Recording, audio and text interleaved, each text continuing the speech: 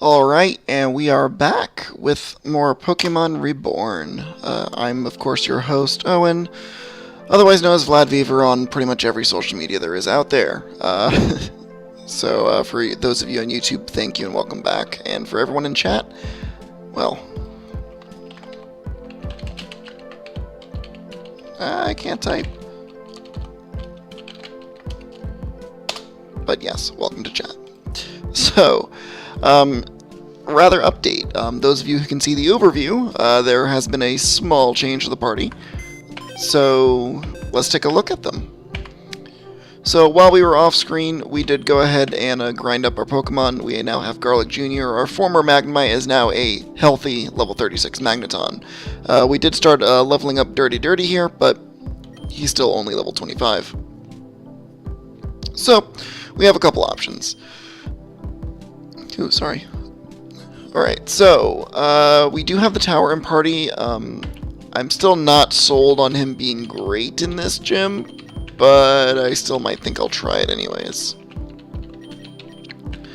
As far as Dirty, I think that we do want to level him up just a little bit before we actually continue with our gym challenge. Asimov, unfortunately, as of our last gym challenge, has reached level 40, which means that as of right now, he's not going to be helpful for all that much longer.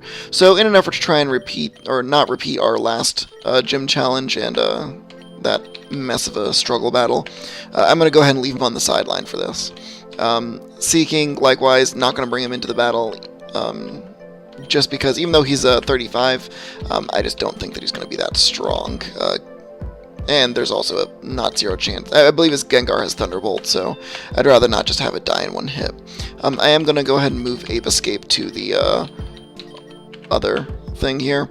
Also, too, we did catch a shiny Magnemite, so unfortunately, though, its nature is not very good, so just something to keep in mind, though, just for later. Alright, so just kind of taking quick inventory as far as Pokemon that we can and cannot use. We do have Nefertiti, the Duskull, which has a pretty poor nature, so if we do find another one, that'll be great.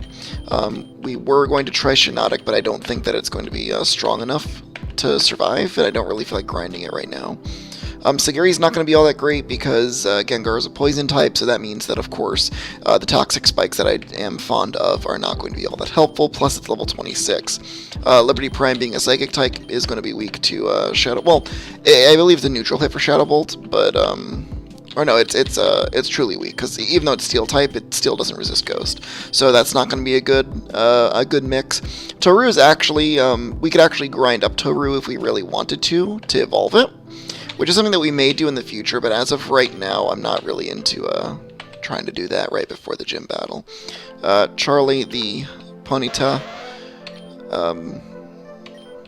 as of right now, not really planning on using it, but there's nothing actually wrong with her, so with him rather. So I'm going to keep him off to the side.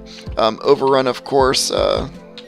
You know, I'm not too optimistic that we're going to continue to use him, but we'll have him just off in the sidelines just in case, since his level isn't you know, entirely abysmal. Becky, of course, we have. So Becky, of course, we do have in the bench as well. So as for game plan, so funnily enough, I know it seems like it's insane to go ahead and fight with a double Eradicate team, which is essentially what I'm kind of proposing, but I think what I want to do is I would like to try and train up Dirty just a bit more, so that way we can kind of get him to the point where he's at a reasonable level. I think that, you know, since he does have some strong dark moves, he will be pretty strong against the onslaught of ghost types. So let's go ahead and swap him into the front of the party.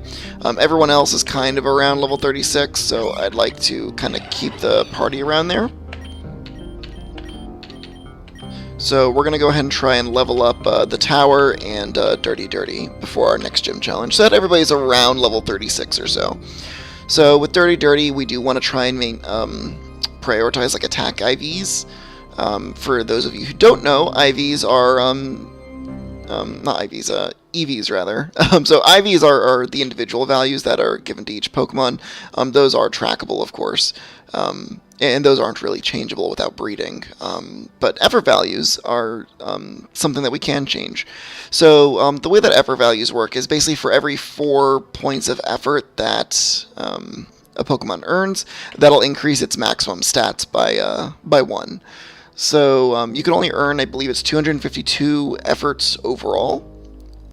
And each Pokemon that your Pokemon KOs will have an attribute associated with it. So we'll see if we can find a Pokemon as an example here. Oh, come on, it's the Barrel Award. There's like bugs and stuff all over the place. I can't find a single battle.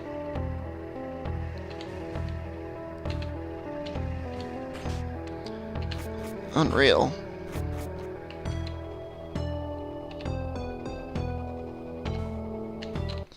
There we go. Alright, so Sewaddle. Sewaddle gives 1 defense EV. So if Dirty KOs Sewaddle, that'll give him 1 defensive point.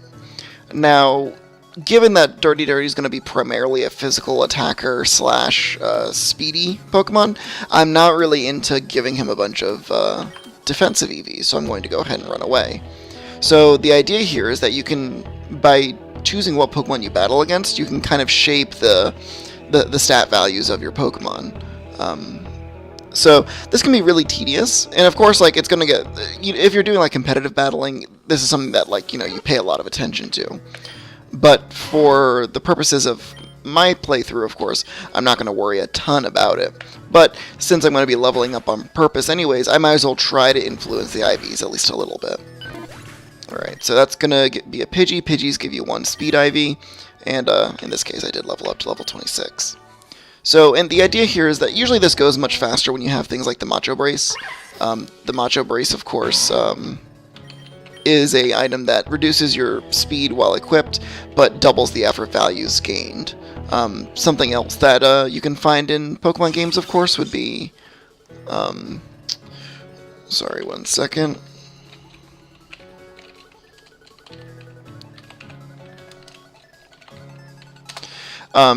Yeah, so something else that you can find as well would be the Pokevirus. And basically the Pokerus is like something that you can come across that will also double your values. So that'll actually double it twice in the case of if you have the Macho Brace as well. Alright, so Carnivine gives 2 attack values, so that'll be good for our EVs. And in this game you can actually track that kind of thing as well if you check the summary. So if you can check here, you can kind of see where we're going. You see the IVs on the left-hand side, and the IVs, I believe, are on the right. So with IVs, they max out at 32, I believe. Yeah, so anyways, we're going to try and run around for a little bit, try and level up Dirty. Try and get him up to around level 33, 36, somewhere in there. And then afterwards, we'll go ahead and try again to try and fight Shade. And see how it goes that time.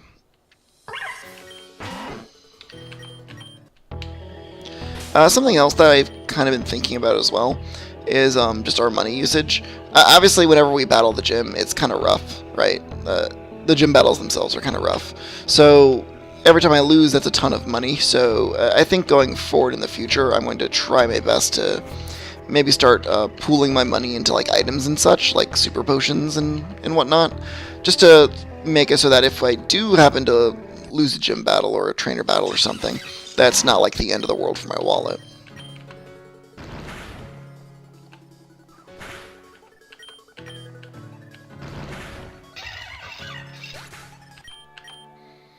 Alright, so hopefully this leveling up won't take too much time. But since there's not really going to be anything super interesting going on while I just kind of run through this area and decimate stuff with this Raticate here, with good old chubby cheeks, I'm just going to kind of use some time to ruminate on some stuff I've been thinking about. So yeah. So most recent development that I've seen was there was the end of Dragon Ball Super. So that was certainly very exciting. Something that's definitely been... we've definitely been waiting for quite a long time. And I'll go ahead and throw a link in the description, but my buddy Shinfitz actually does reviews for the episodes as they come out. So I imagine he'll be doing some sort of large review for the end of the series, but in the interim I'm going to kind of talk about what I liked about it, what I didn't like, and some things maybe I would have changed differently. So, just kind of broad strokes, I think that Dragon Ball Super as a series was fairly entertaining, I would say. Certainly it had its low points and its high points as well.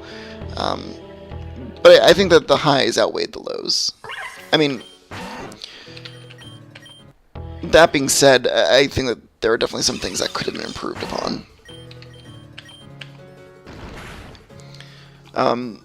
So I do think that the final episode was probably pretty easily the best in the series.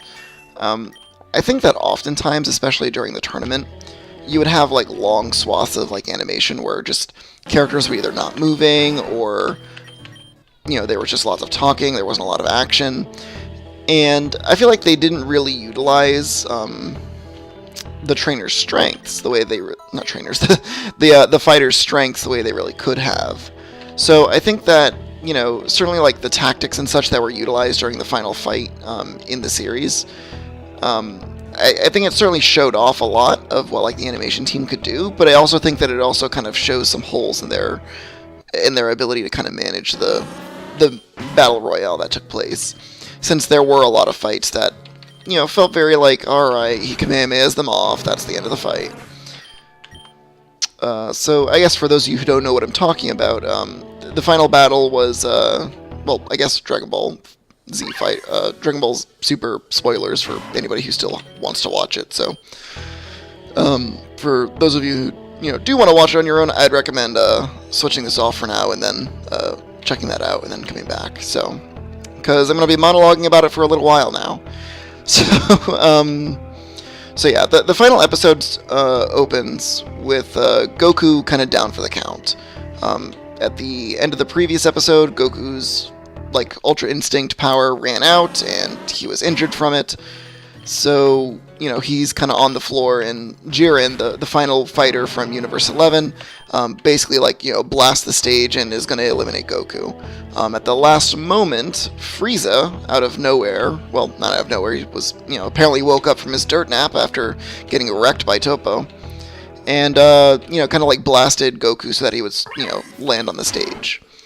From there, it's revealed that Android 17 apparently is able to survive self-destruct sequences and gets up from the rubble, which, you know, felt kind of lame, but, you know, whatever. He survived, apparently.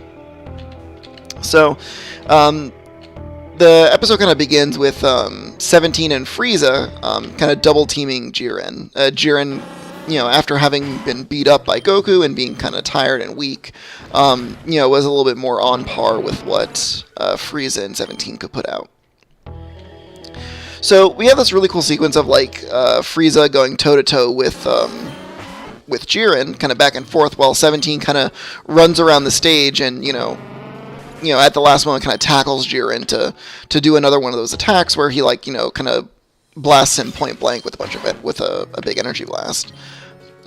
Looks like this time it was, you know, Jiren kind of saw what was going to happen, and he, you know, was in the process of trying to counter it when 17, you know, used like one of his android barriers to contain the blast, so that way Jiren had nowhere to go.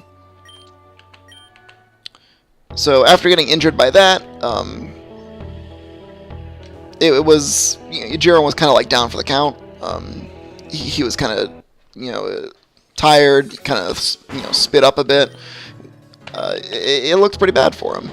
And so, like, you know, of course, him being a hero of his own universe, you know, Toppo from the sidelines kind of gives a rousing speech, and Jiren kind of gets up and is like, all right, let's throw down. So from there, Goku finally decides to get up and start contributing and pulling his weight again. And from there, the three of them kind of decide to you know, resume the fight, right? So we have a really cool moment of like Frieza, Goku, and 17 like kind of trying to blast back Jiren's attack.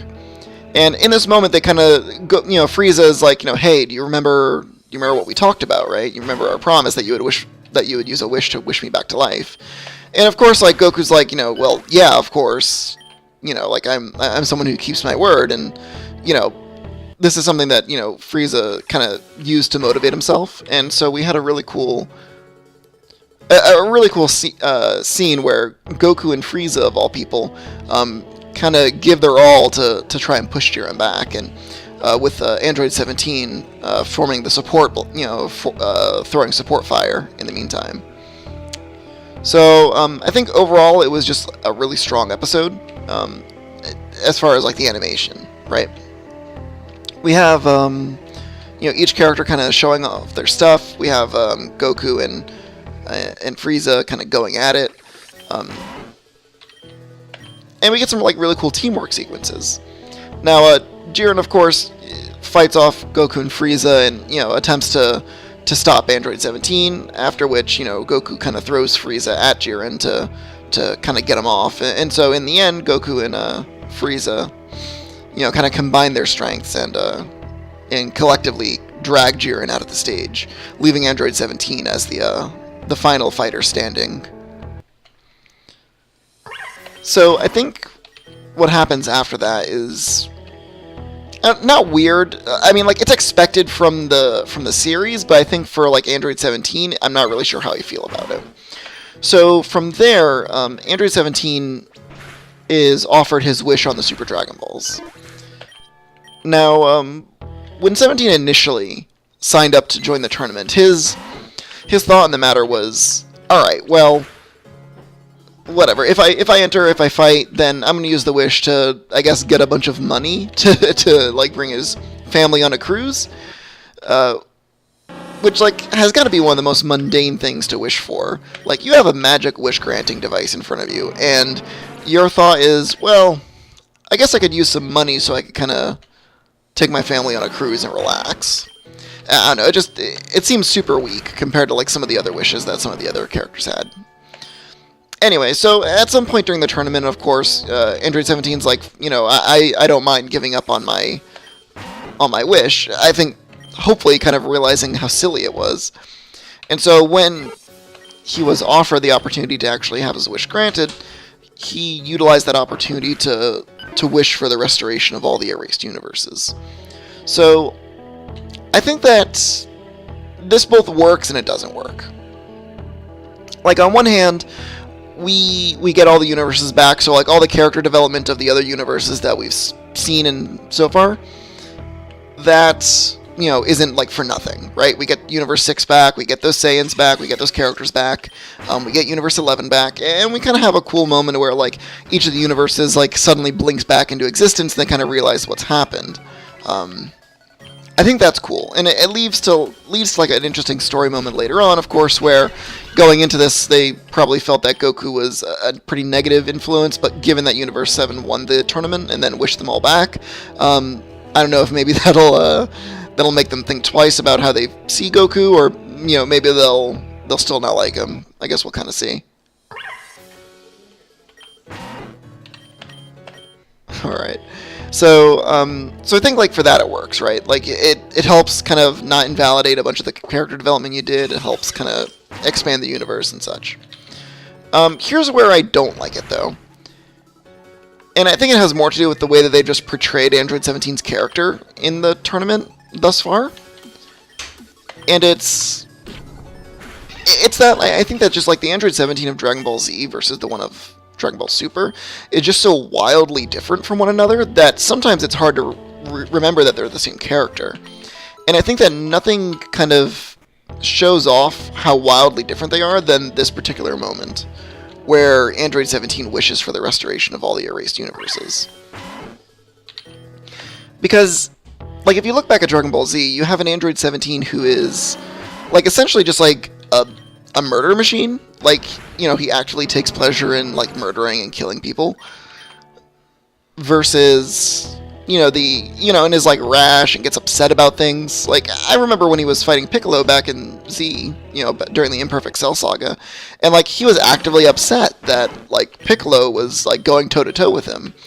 And while it became apparent, at some point that of course Android 17 was going to eventually win that fight, just the fact that Piccolo, was as powerful as he was at that time, like made him upset. He acted rashly. Whereas like we have the Android 17 of Super, who's like super cold and calculating. He's like actively analyzing the situation, and I mean, in a lot of ways, he's the only person who really took the tournament as serious as, like, I think he took it as serious as he should, versus a lot of the other characters who seem to treat it with a bit of, a bit of I don't know what to say, like maybe like they were just dismissive about it, or didn't really treat the situation with the gravity that I feel that it really deserved. So I don't know. I think that like it was a good resolution. There was another thing that kind of happened that threw me off. Right after 17's wish, of course, we have all of Universe 7 just kind of hanging out, and Frieza's kind of like miffed because he is waiting to get wished back, and he doesn't really want to take part in the celebrations. Because even though he is a part of the team, he's very much an outsider, which I think is fine. And I think it's cool that, like, even though he does absolutely hate every single person there, he at least is willing to kind of put that aside for the sake of the universe. So I thought that was cool. So then, out of nowhere, Whis, of all people, just says, "Oh, by the way, I can resurrect the dead." And it's just another list in the like long list of abilities that Whis apparently has that just completely break the universe. It's like, is there anything that this man can't do at this point? I have to wonder. So, Whis resurrects Frieza on the spot, because apparently he could do that the entire time if he wants. And, obviously, like, Frieza's, like, pretty happy about that, and, kind of resolves to continue his evil ways, which, I don't know, it just kind of, like, is a weird thing. It's kind of a hammy thing to say, but, sure, whatever. And, then we kind of have our epilogue. So, I think that overall it was a pretty good resolution to the story. It felt like a good episode. I think it's probably easily the best fight in the series, by far. I think that even like the fights against Goku Black I don't think were as entertaining as this particular fight was. My personal opinion, anyways. So we don't get a next time episode, but we do get to see kind of like Frieza with his ship and his army. So I guess they're going to kind of lead into, the next series with that. So I think that it kind of ends the series on like an interesting note. Frieza is alive and back out in the universe, but like we've also had this moment where they've at least worked together now. So I don't know. I hope that maybe one day we'll have Frieza come back to enact his revenge, or maybe Frieza will turn into more of like an anti-hero of some sort. I mean, I think that, like, at his core, Frieza's always going to be a bad guy, but I really enjoyed the opportunity to kind of watch the characters interact, and it's possible that they may be doing to Frieza what they did to Piccolo, whereas, in the future, given the circumstance, he may become a more regular protagonist on the cast. As much as I think that wouldn't make sense for the character, I think that that's a possibility, anyways. So yeah, I guess we'll see what happens next year whenever they come back. So I think that overall Super was worth the time. I mean, and huge props to Toei and the animation team, because even though the episodes do have their faults, I do recognize that the production schedule on that show was insane. They did a episode every week, with very few breaks, basically just for like major Japanese holidays, and like that's for 3 years, and that's just incredible. So so like even though like it might be easy to knock the animation, I think that like they definitely tried, and I think that it was overall a pretty good show. I should have just used Crunch. I don't know why I didn't. I mean, like, I'm not, like, threatened by this thing at all, but, I just... Alright, very good. Let's just kind of check and see what our IVs look like. Alright, see? So we're getting there, 42 speed IVs, so...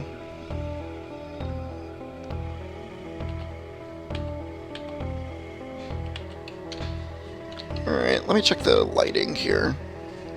See if I can...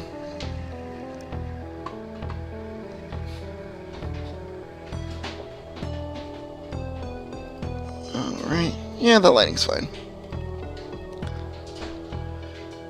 Alright, so let's continue our grind fest of Dirty Dirty.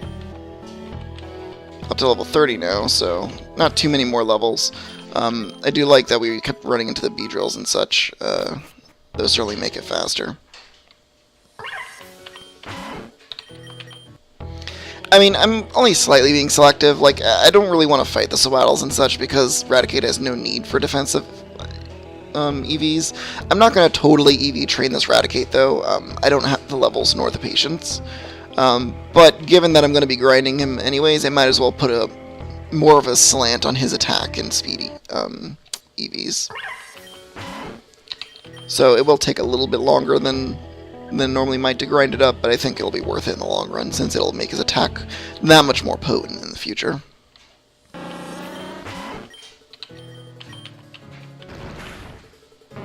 Plus, now that we can one-hit KO these B-drills, it makes it a lot faster. Plus, they give like 400 experience a pop, so, you know, yes please.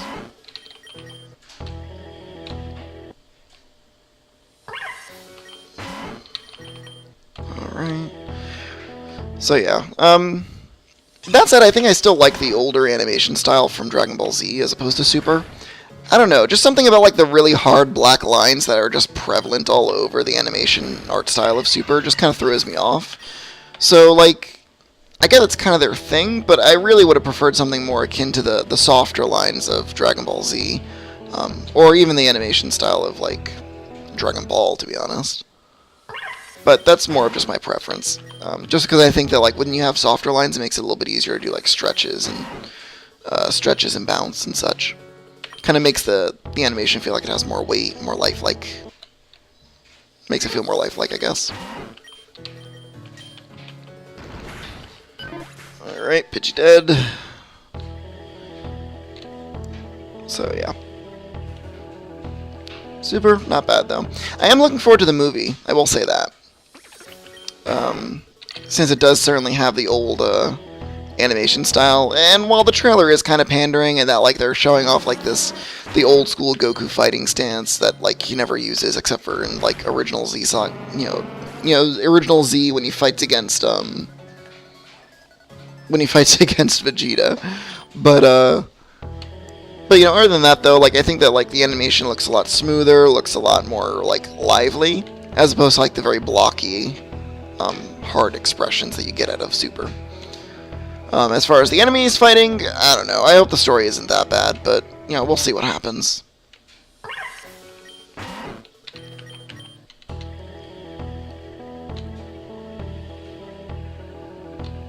We will see what happens. So recently I started picking up Dragon Ball Z Fighters again. I'm quite bad at it, but I do like spend a lot of time like kind of researching it. So I'm looking forward to kind of playing that more often. More so in my downtime, but you know, if I do manage to find a way to stream it on here, I think I may consider doing that. Just because I think that's a pretty fun game, even if I'm quite bad at it. Yeah.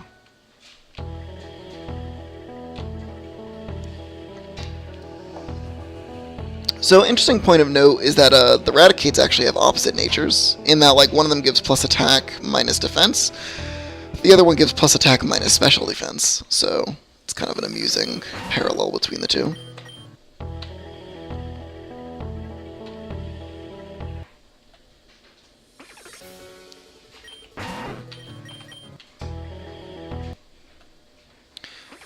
So I think after we finish grinding Dirty Dirty, I'm going to go ahead and jump to a gym challenge.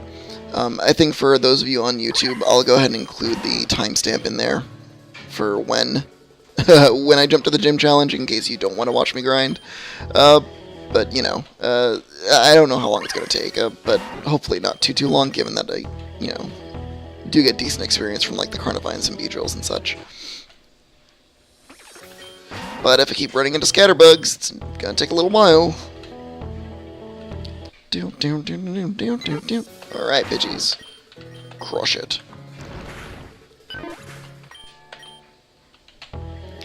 Yeah, so for strategy, we know that as of last time, he has a Gengar, for sure. Banette. I'm trying to remember what else he had. I think I'm gonna have to... I think I'm gonna have to double check and see what his team exactly looks like, just so we can kind of plan it out. But we know that we want to probably lead with Raticate, or Rat Trap or Dirty Dirty. I'd say I'd want to lead with. Possibly Dirty Dirty. I think that the Magneton should be a pretty good inclusion. Just because, like, it's a steel type, so it's going to resist some of those attacks. It's, you know, pretty quick. So I'm hoping that it'll be decent. But I don't actually know. But similar to, like, Dirty Dirty, I did try to EV train it somewhat. I mean, obviously it's not going to be perfect, but... you know, there's certainly, like, a slant for it on, like, special attack, so hopefully it'll hit kind of hard. You know, that's not a complete waste. One other thing that kind of came up while I was off is I was kind of thinking about just like my overall like team compositions, and I think that like a lot of the gym challenges I run into, part of my issue is that I run into circumstances where like my box Pokemon are just like not really of adequate level. So like my choices for like typing is just kind of limited. So I think that like moving forward, I'm going to be a little bit more aggressive in catching Pokemon of like different types, in an effort to try and diversify what I have available.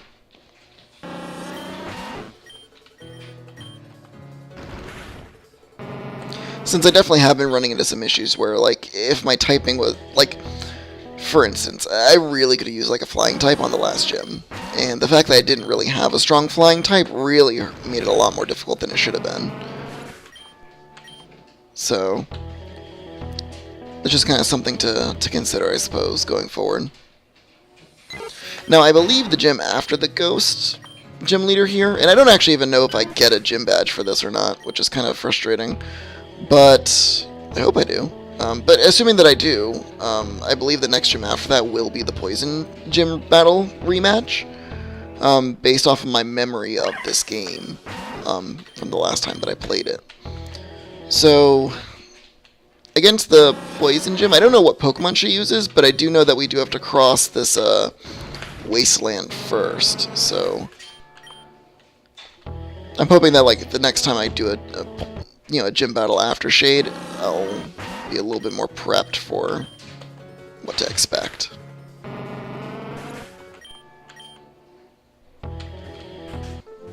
Maybe try and enter it with a,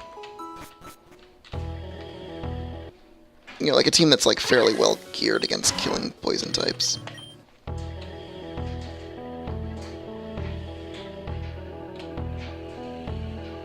Depending on what she leads with, it might actually not be a bad idea to like lead with Overrun. Because like Overrun could like set up Stealth Rock or something. Although I do know that I think Piloswine also gets Stealth Rock at some point, so maybe if I can get it on him, it'll be better to use him instead of Golem, or Graveler rather. I can actually check.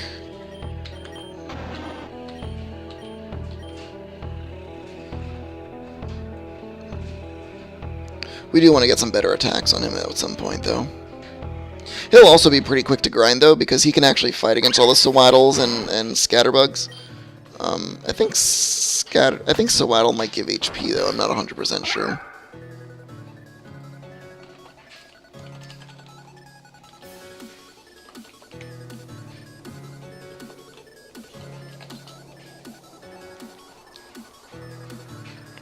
Let me check.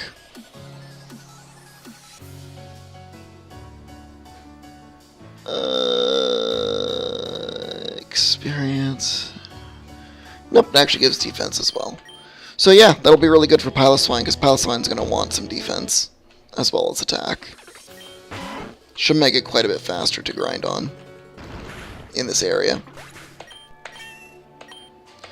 Again, I'm not like focusing really hard on EVs.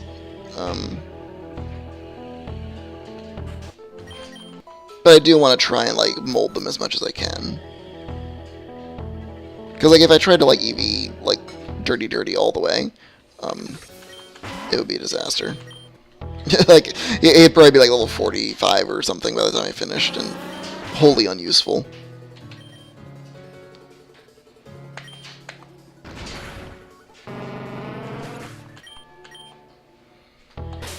That said, he probably does have quite a bit of attack EVs now, 66. So this area is actually pretty good for attack efforts, just because there are so many Pokemon that give 2 instead of 1. It's not the best in the world, but still better than a lot. Like I know in like regular games, when you have that situation, it takes a long time to grind if you're just doing it off of like wild Pokemon. Like, it takes so long, in fact, that they actually introduce, like, mini-games in some of the later games to make EV training just that much faster. So, no such luck in Pokemon Reborn, though. Which is all the same to me. I'm fine with that. I think that the mini-games are, like, more for competitive battlers who don't want to spend forever just, like, training against whatever. Although I will say that since those games were introduced, I guess it kind of removes the emphasis on things like the Pokevirus or the Macho Brace and such. So, I don't know if maybe you lose something for it that way.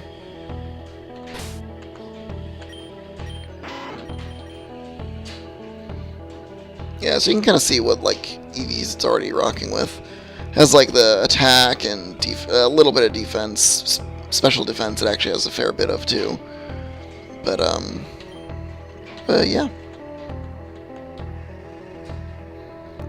It does have Gluttony. I don't know if I'm going to give it an Oran Berry or not when we start the battle against the gym leader, because I have a feeling that it might just die in 2 hits regardless of how much HP it heals.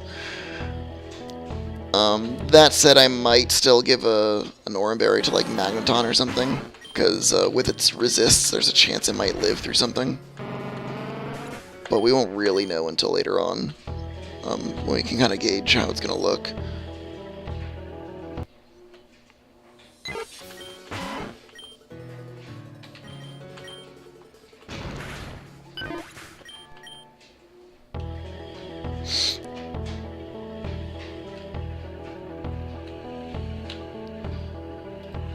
Alright, and welcome any viewers, by the way. Feel free to join me in chat, of course.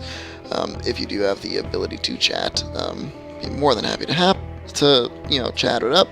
Or of course, if you want to lurk, you're more than welcome to do that. Scatterbug. I don't actually know what Scatterbug evolves into. Should probably look that up. Ooh, it's getting late. Alright, Scatterbug.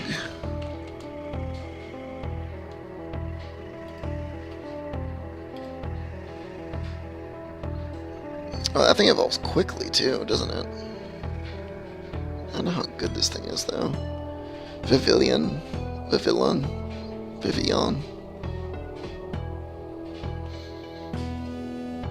Oh, it has like a bunch of different patterns and such too. Okay, what's its stats look like? That's what I care about. 90 special attack, 89 speed. Yeah, this thing's kind of bad. It's not very good, not really worth catching, I would say. Lavenny also similarly bad. I believe Scatterbug's typing, yeah, it turns into like basically like a Butterfree or something. I don't know, I'm not really into it.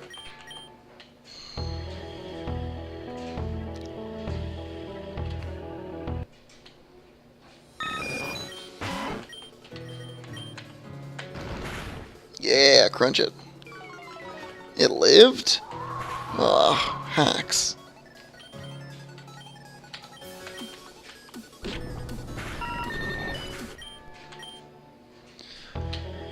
Alright, so hopefully not too much longer to grind up.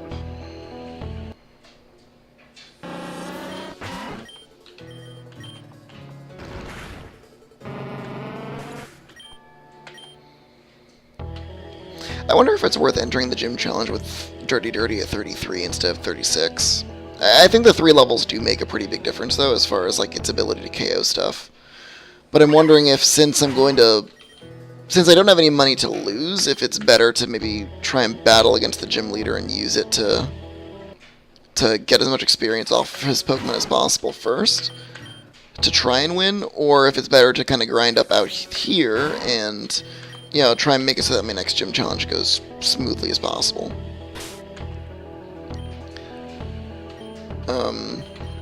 Kind of looking at the team, it's kind of appealing to try and get everybody up to 36.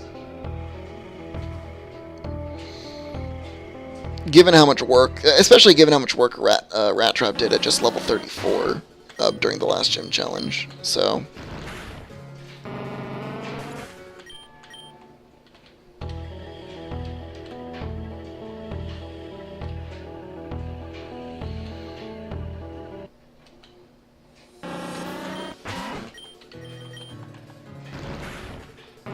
Yeah!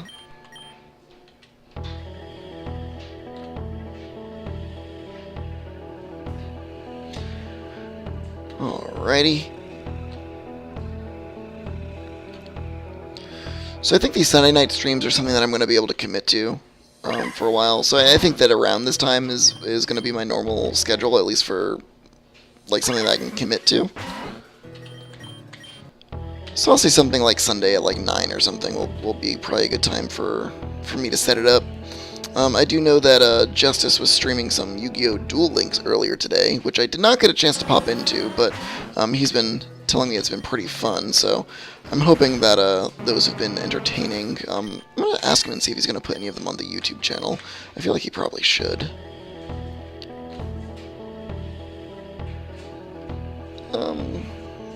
Man, I haven't played Yu-Gi-Oh! In quite some time, though. Not since they introduced, like, Xyz monsters, I would say. So, you know, many, many years at this point.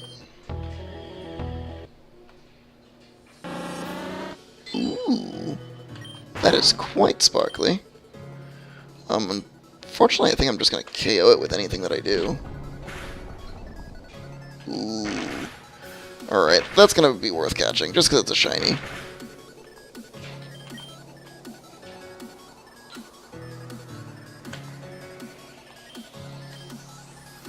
Ooh, I got a netball too. Alright, let's do it. Got the blue netball to go with the blue Beedrill. Aww.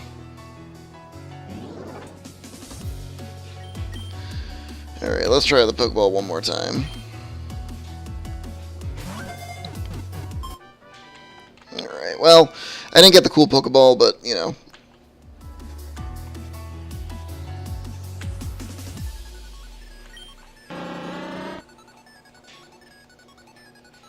Yeah. Let's go.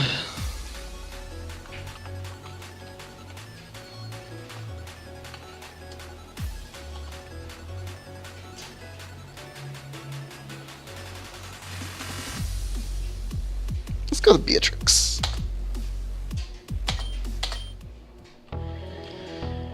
Wonder what its nature is. I don't anticipate using it at any point in time, but it's still kind of cool just to check up on it, just in case it actually is, like, reasonable. Alright, a Sniper. Naughty, so plus attack minus special defense, and it deals, I think, 3x damage on critical hits. Alright, Fury Attack, Raid, Pursuit, Focus Energy. I mean, it's not good, but still cool. Wonder if I should make a box for all these shiny Pokemon that I keep running across. Shiny Pokemon are a little bit more common in Reborn than most other games, so it's, you know, I've run into a fair number of them at this point in time. I think I might make a box for just my shinies, but nah, whatever. I mean, given that I'm probably never going to utilize the Beedrill, maybe it's better to just kill it and be on with my day. But, I mean, come on, it was just so cool looking. Like, how could I say no, right?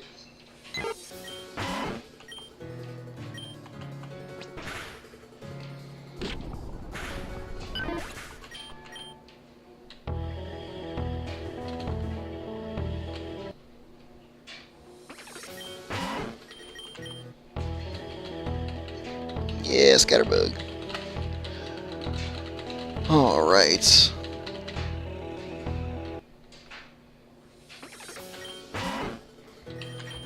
Alright, I think I'll get Dirty Dirty to 34, and I'm still undecided as to whether or not I want to use Piloswine in this gym battle or not. I think I'll look up Shade's team and then I'll make a decision as to whether or not I want to utilize Piloswine. But definitely I want to get Dirty Dirty to 34 first. At least 34, 35. Just to make sure that he's at like around the level that I want him to be. And then we'll kind of look at Shade's team and make a judgment call as to whether or not Piloswine's going to really do the trick or not. Because Piloswine is good, certainly. And Mamoswine's also quite good. So, let's see if I can find Piloswine on here.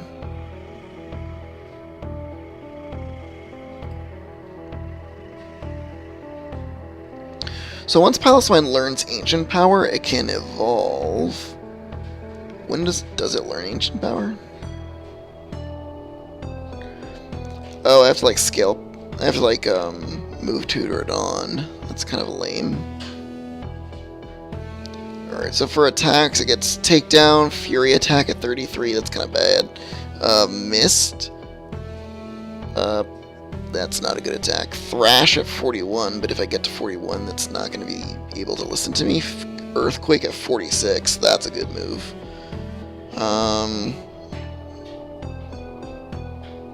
So let's check out Mamoswine, see what we got.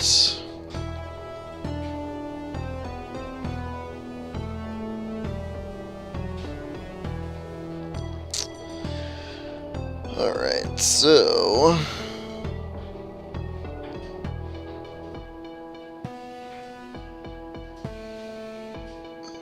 Wait, does Piloswine not learn Ice Fang?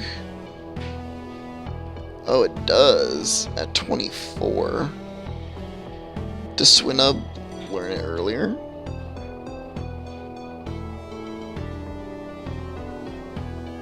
Oh, so you can move Tutor that on as well. Damn, why is Mamoswine so annoying with like its good moves being earlier in its evolution cycle? It's kind of frustrating.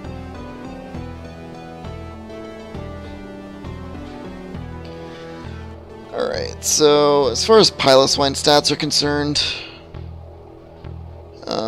they're not bad. 100 attack, defense 80, special defense 60, slow. It's a slow Pokemon with a decent amount of HP.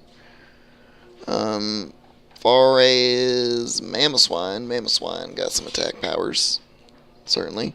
Speed of 80, defense 80, special defense 60, attack 130, HP 110. So it's a Pokemon that's going to be pretty tanky if we get some HPs on it. I don't know. I mean, it's a strong Pokemon, certainly.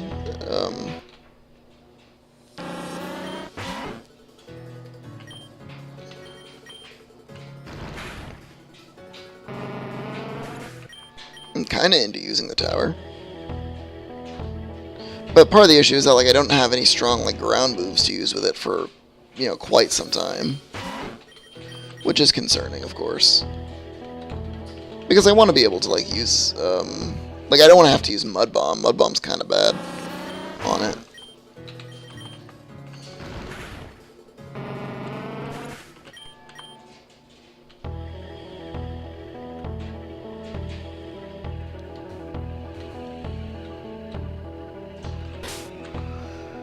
Alright, let's see how much more experience. 1945. Not that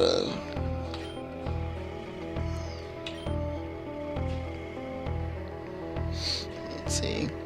Quite a bit of attack EVs at this point.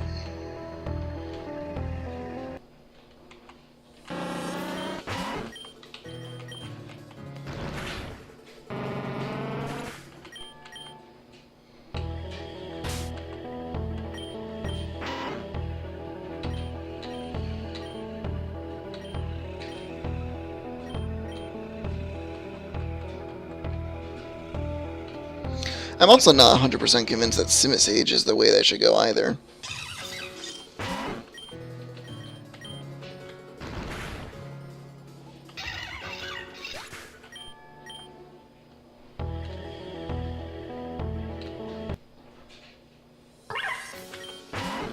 So that's while we're at it, we can actually kind of look up. We can look up Shade's team and see what we can rock with.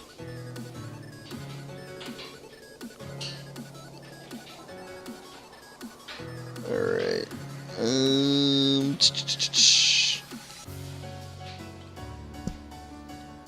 All right. So let's take a look at his Pokemon lineup and kind of see where we're at. So he leads with Gengar. Gengar has Shadow Ball, Thunderbolt, Hypnosis, and Dream Eater. Okay, I think his next one up after that is... So, let's see, has a Gengar or Rotom, which is Electric Ghost, has Discharge, Shadow Ball, Pain Split, and Confuse Ray.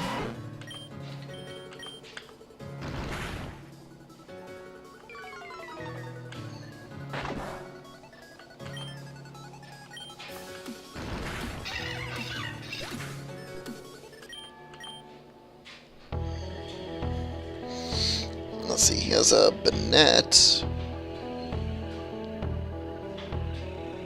Dazzling Gleam, Destiny Bond, Knockoff, Shadow Claw, Mimikyu. I never actually fought against a Mimikyu.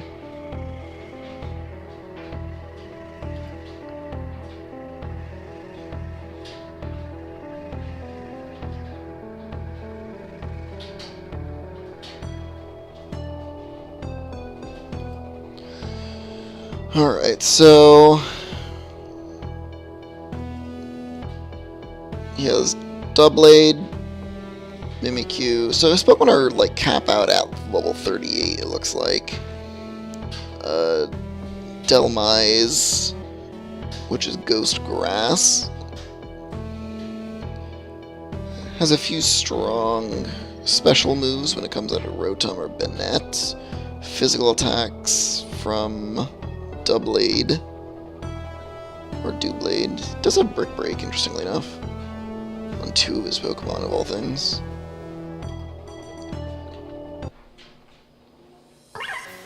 Ooh. That's kind of pretty looking, but I'm just gonna kill it like the rest.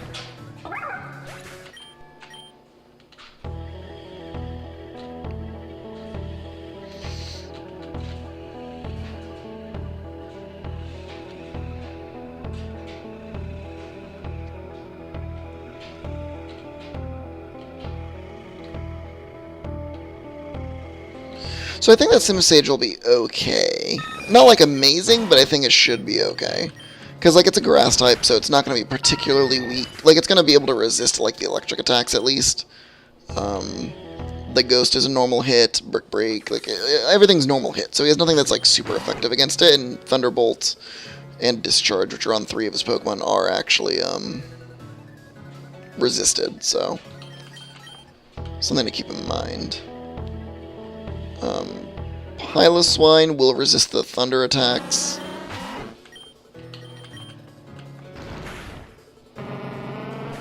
I'm just gonna worry that like Piloswine isn't gonna have enough strong attacks to actually hurt him though. And it is the liability against Delmise, who does have Giga Drain. Super Fang.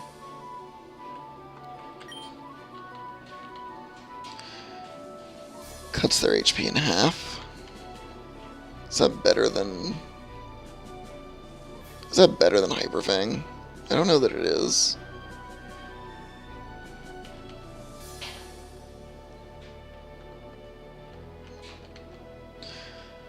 Because Hyper Fang can flinch the target. Super Fang hardly... Like, it misses... It's just as accurate as the other Fang move. But I just don't know if it is worth it. Like, I guess there are some circumstances where Super Fang might be decent, but it's only ever going to do half, so like it's going to want to be like the first move that I use most of the time. I don't know. I'm not super sold on it, to be honest. Yeah, I'm just not sold on it. I just don't think that it's going to do, on average, more damage than Hyper Fang would do.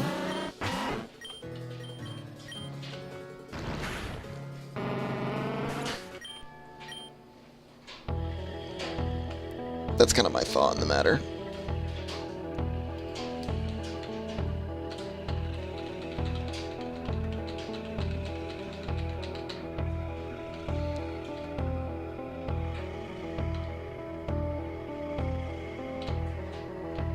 So this is taking a fair bit of time, but I think that it's been fun enough. Alright, so we have Dirty Dirty at 34 right now.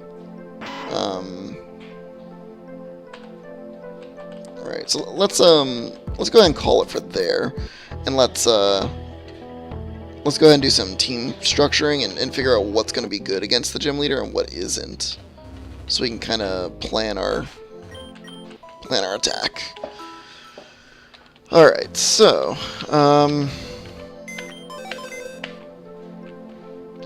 alright, so first and foremost, let's throw everything into the box. Let's start from a position where we don't assume that we're using anybody.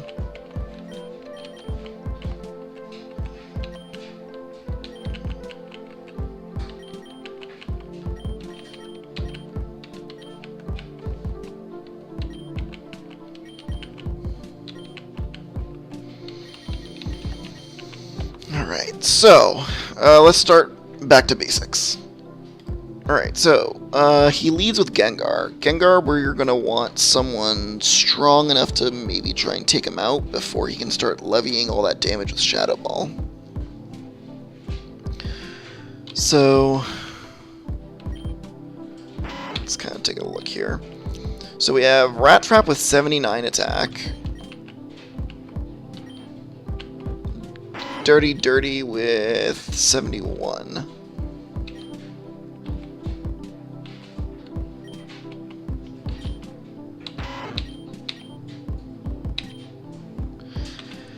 So I think we lead with Dirty Dirty, actually. And do we want Rat Trap as well? Because Rat Trap is going to be super effective against pretty much the entire team, because they both have dark moves. So I think we do want Rat Trap as well. So we're rocking the double Eradicate party. Alright, Simeon. Let's check Simeon's moveset. So, Close Combat and Mach Punch and Cut all deal 0 damage against his entire team, because they're all ghost types, if I recall. And I believe, if I remember right, ghost types are actually immune to fighting attacks. I'm going to double check that information really quick, just to be sure, but I'm like 89% sure, 99% sure actually. Because otherwise it would be great, because like Close Combat's a super powerful move.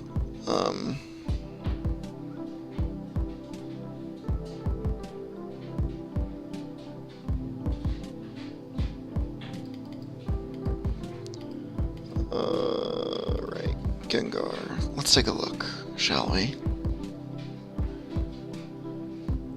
Yep, 0 damage from fighting attacks.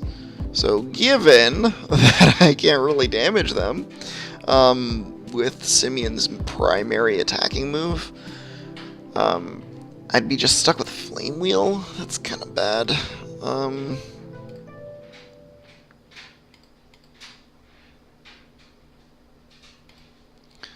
Let's check Infernape and see when he learns something better than that. There's Flare Blitz at 68. That's kind of unexciting. Really? It's just Flame Wheel until then? Well, the Flame Wheel is stronger than I thought it was.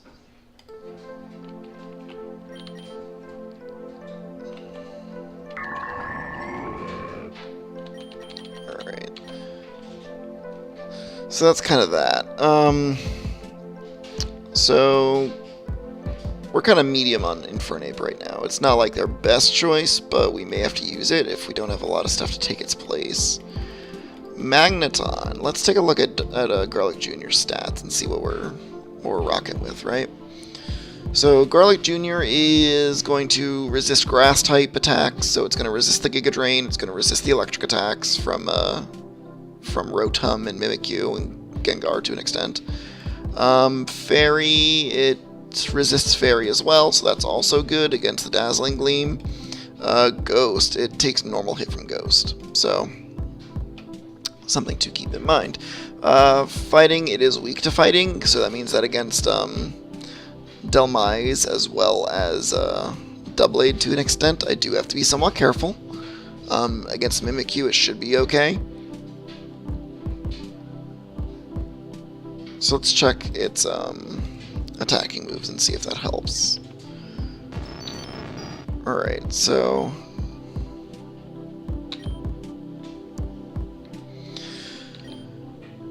it has Mirror Shot, Tri-Attack, Electro Ball, and Flash Cannon. So inside of the area, Flash Cannon's going to be an electric attack.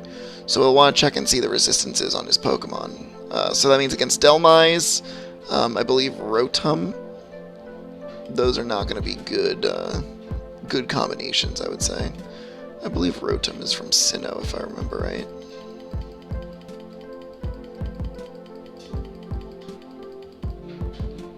Is it Unova?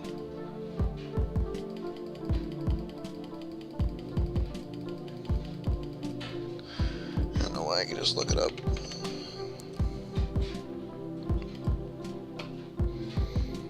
Alright, so just plain Rotom does take half damage from electric. And half damage from steel. So that's not going to be a really good... and it takes no damage from normal, if I remember right. So against Rotom, this is not going to be a good fight for me. Since it takes half damage from pretty much everything that it can do. I think, as we've established, I think Caesar's going to be good.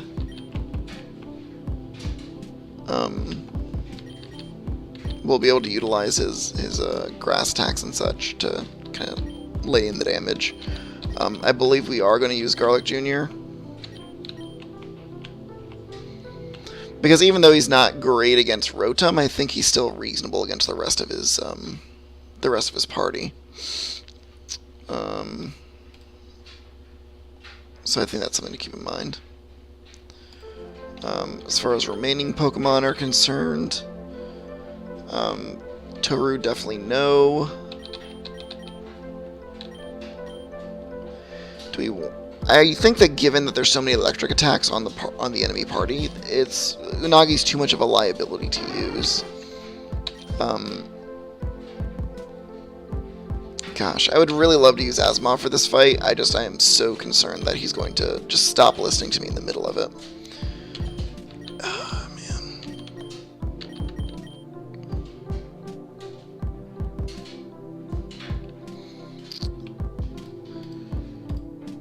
man, that's kind of frustrating, actually. Because, like, I would really like to have the discharge. You know, I think I am going to use him.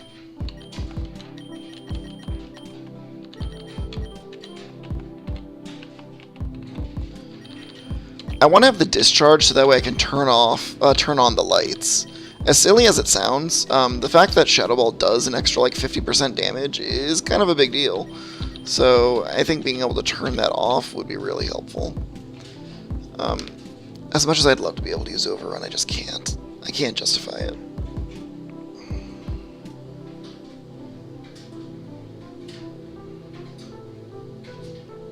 Now, there is some thought to whether or not I want to use Trubbish.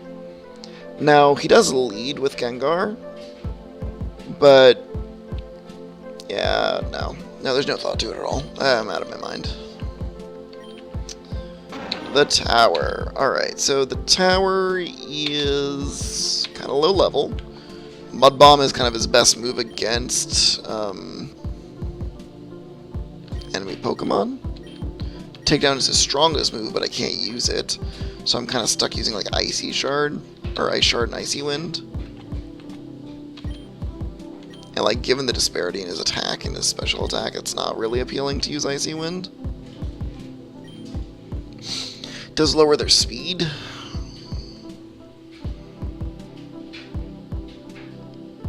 We can try to run it. I'm just concerned that it's not going to be that great. Like, I think it's just going to die to one Shadow Ball.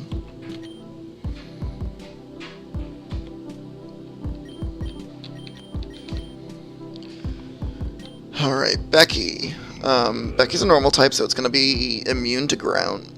I mean, the cool thing about Becky, actually, is that because it's normal and it's ground, it's actually going to be completely immune to Gengar's 2 offensive attacks right at the beginning, which means he's going to probably use, like, Hypnosis to put it to sleep first. Here's where we run into our problems, though. I have Mud Shot as my only offensive move.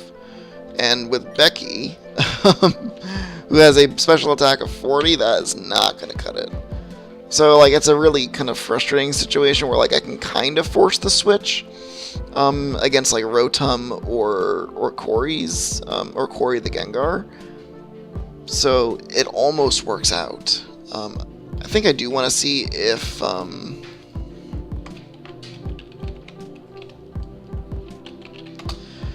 do kind of want to see if Diggersby picks up any moves at, like, 34, 35.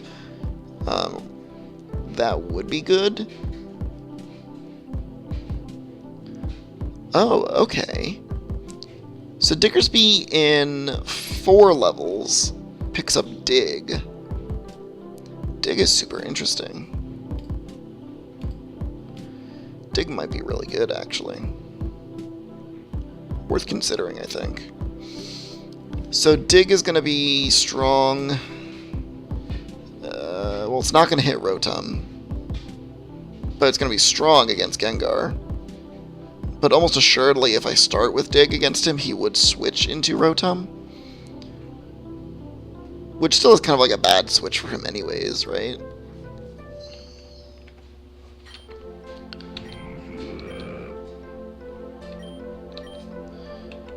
And I still have, like, no other offensive moves, so I would just be rocking with just Dig. I wonder if I have any attacks I can teach him.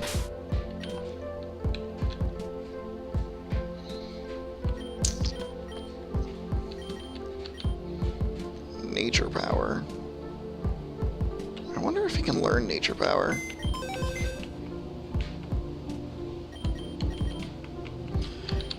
Can can Becky the monster learn Nature Power? If he can, then I think that I might try and level him up for 4 levels and see if he can do it. Oh. Yeah, for sure. Alright, let's drop Flail. Alright, so let's check what Nature Power is in the factory field.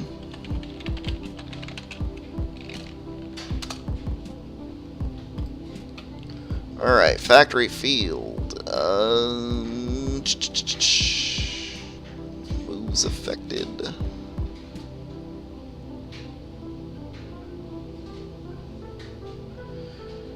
Nature Power becomes Gear Grind.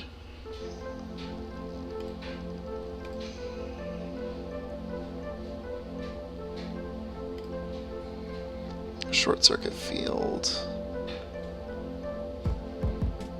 Nature Power is Discharge. So when the lights are out, it becomes Discharge, which turns on the lights. That's actually really good. I mean, Discharge is really bad on it, but, like, that's helpful, because when the lights turn on, I can use that as a physical attack. So I think my game plan right now is going to be to level up Becky, then. Damn it, Asimov.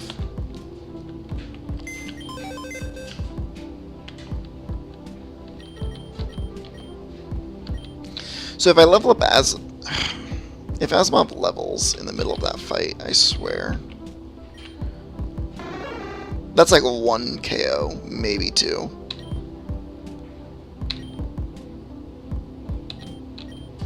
It's kind of bad.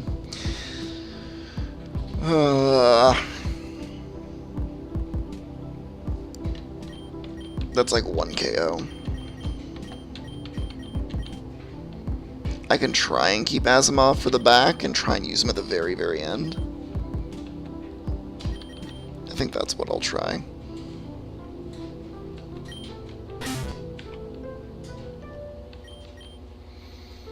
Alright, so let's try this.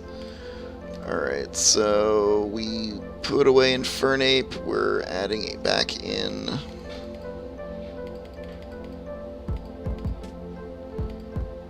Becky?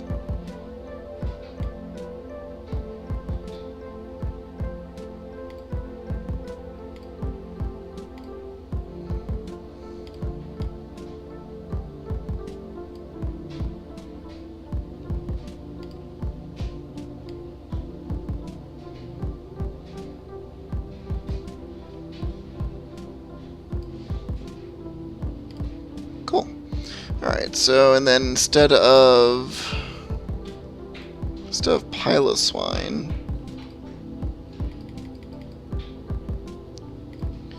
we have Asimov.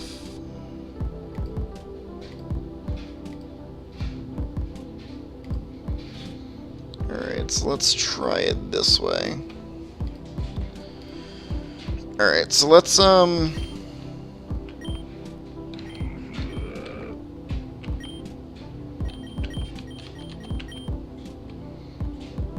Alright, so let's try and get Becky to 37 then. That's going to be 4 levels of grinding, and I know that sucks to watch, but I think that it's going to make a big difference in our ability to kind of handle our opponent's crew.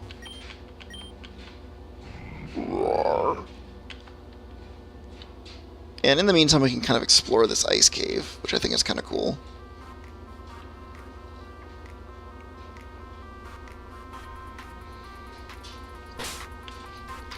Alright, let's see if what we can do with Becky here.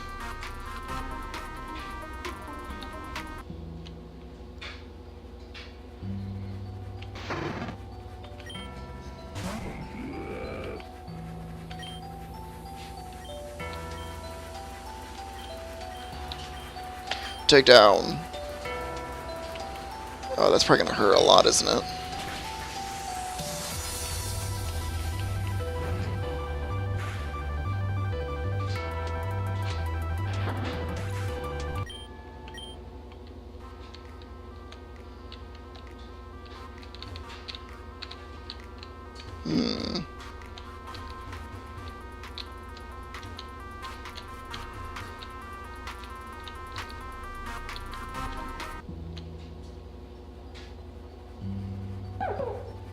Oh, it's a Cubchoo. Cubchoo's actually really cool. No pun intended. Worth catching, maybe? Yeah, probably worth catching.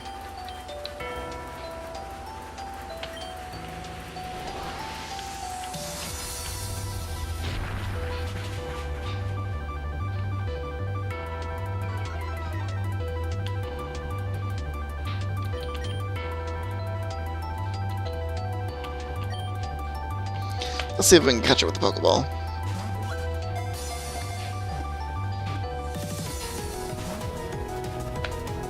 Rolls eyes. Come on. Come on. Is it so much to ask to be able to try and capture a Bear Arctic?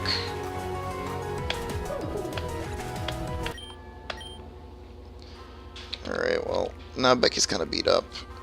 And I'm kind of interested. I remember last time we were here, there was like a Pokemon or something that we ran into. There was like a cave at the very bottom with like an enemy or something, I think. Wait, I'm not really sure, but I think there's something at the bottom of that cave that I'd like to check out to maybe like a battle or something.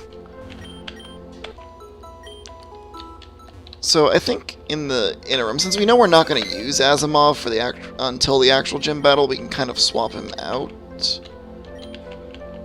to the box, I guess. And in the meantime, let's get Simeon in.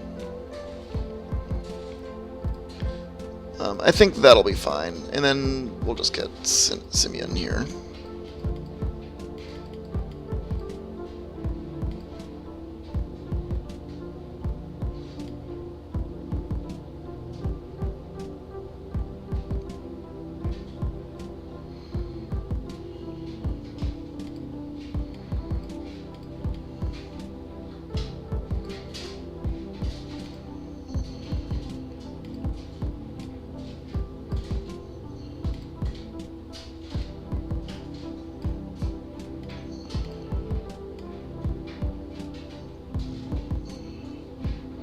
I really need to change the snap settings on that.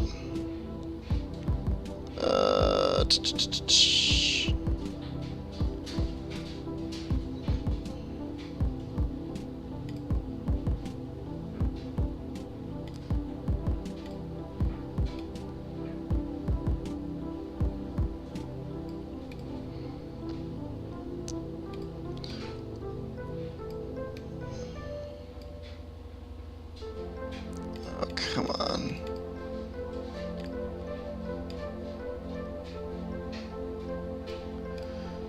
Alright, that's good enough.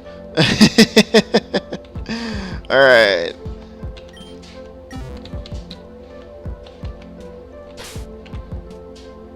Alright, yeah, they're healed up. Alright, let's go down to the bottom of that cave and see what's going on in that icy place.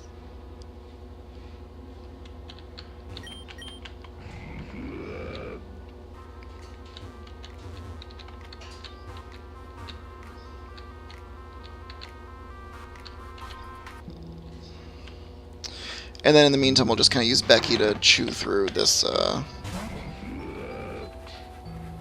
these enemies here. That's so annoying that these things have a super effective quick attack against me. Because even though I can take them down in one hit, and I'm probably faster than them anyways, it means that like just one fight puts me down to 50% HP.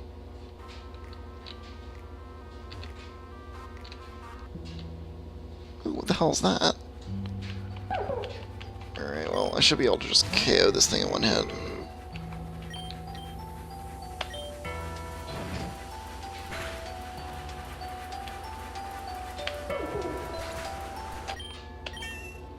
Yeah, 34.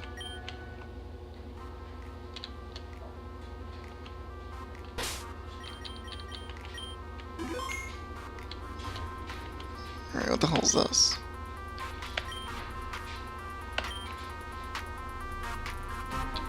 Oh, I need Poke-Snacks in order to get it to fight me. Alright, well, it's good to know that the Krogunk from before is down here. Ooh, a Phanpy.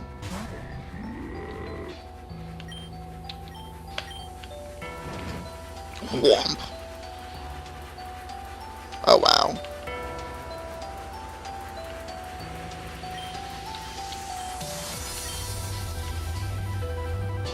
Ice Beam. I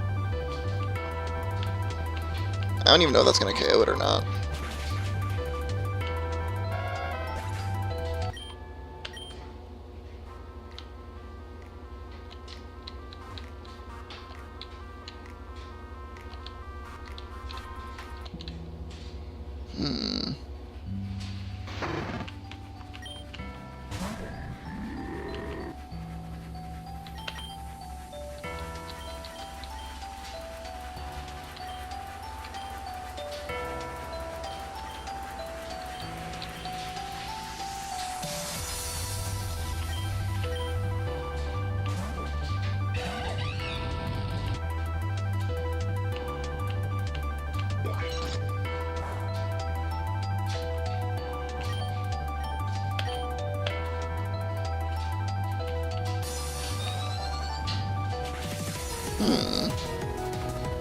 I guess this field halves fire attacks.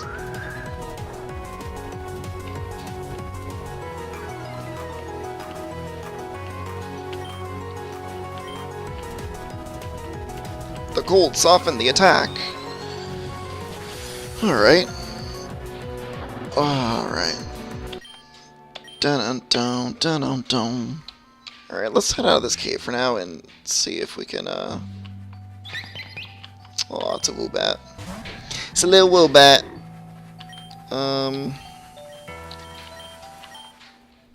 I probably could have killed it with Ice Beam.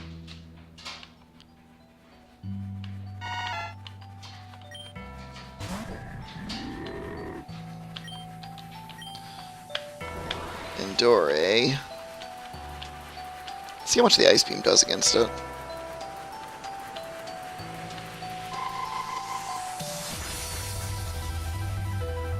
Oh, wow.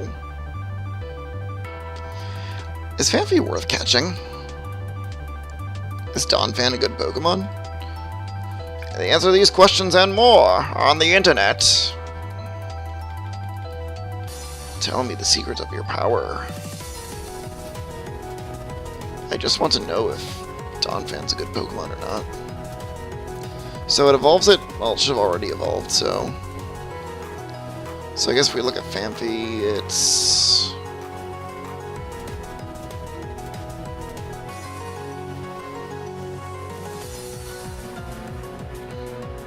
So, Sandvale or Pickup, and then Donphan's attack stats and such are 120 attack, 50 speed, so it's not super fast, 120 defense, 90 HP, so it's kind of like a tanky physical Pokemon, which is like something that we do have quite a bit on our side already. Now, at the very next level it will learn Magnitude, which is kind of decent. It does pick up Giga Impact at 50, Earthquake at 43. Now, in the interim... Oh, and I guess you can like move tutor at Fire Fang and Thunder Fang, so it's not terrible.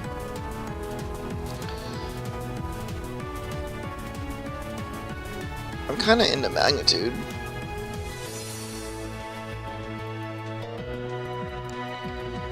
Yeah, sure. I was just saying that I have to catch more Pokemon, so if I don't start doing it now, then when am I going to start doing it, you know?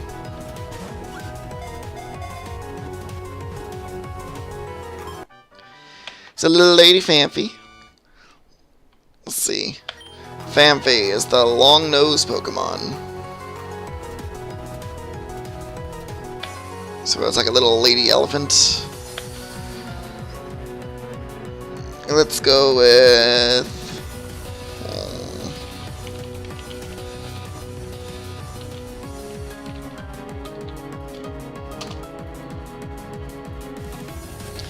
Let's go with Garnesia.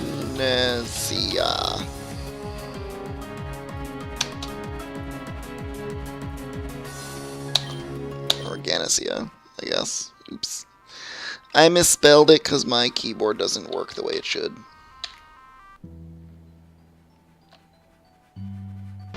Whoa. Whoa. Oh my gosh, it's a Sandslash. It's an Alola Sandslash. Let's Rock Smash it. Ooh, that hurt. Alright, this thing I gotta catch. I can't not catch it. I mean, come on, look at the thing. It's magnificent.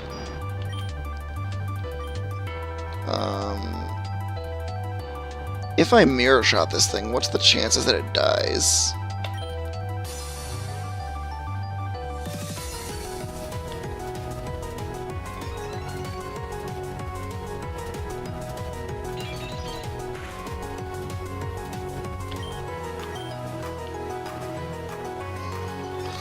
So I guess because it's on the ice, defense curl speed increases its speed as well as its defense.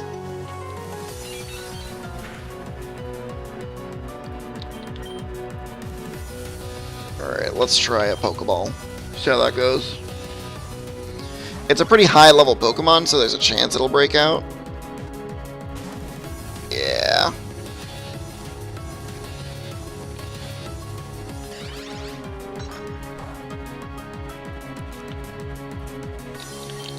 Alright, let's try another Pokeball and see how that goes.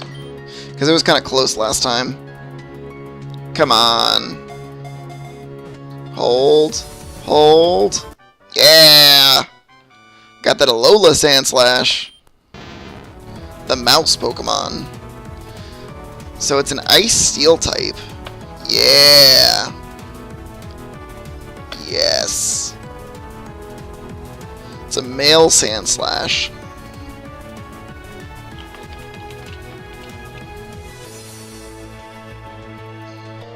Let's go with Stone Cold.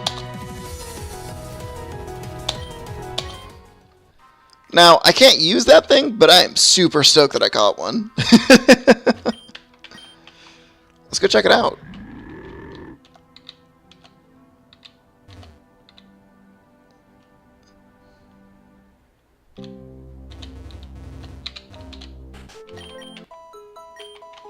Alright, let's go check out our bounty.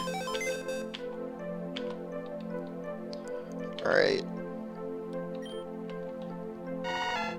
Alright, so we got the ground type. Has a pretty bad nature, actually. This thing's probably garbage. Too bad. Alright, don't disappoint me now. Slush Rush. Alright, I just need this thing to have a decent nature. Timid.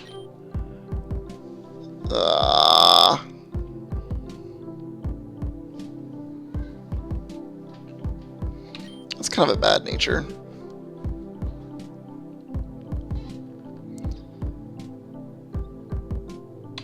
Alright, so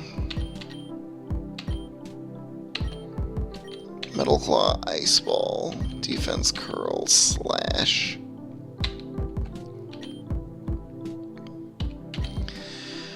That's a bad nature, but it still might be worth using. If we take a look at the Kanto decks, where Sandslash is,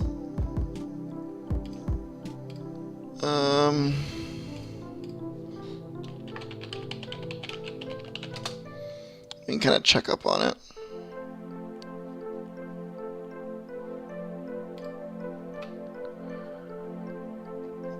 Alright, let's take a look. Sun and Moon Pokedex.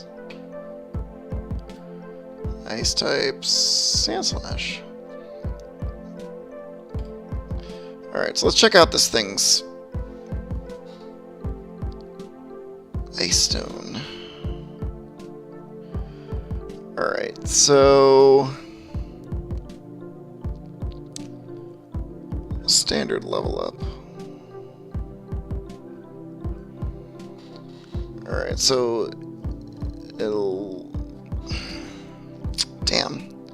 So it doesn't really learn any other moves other than what it's going to have, since it evolves by a stone.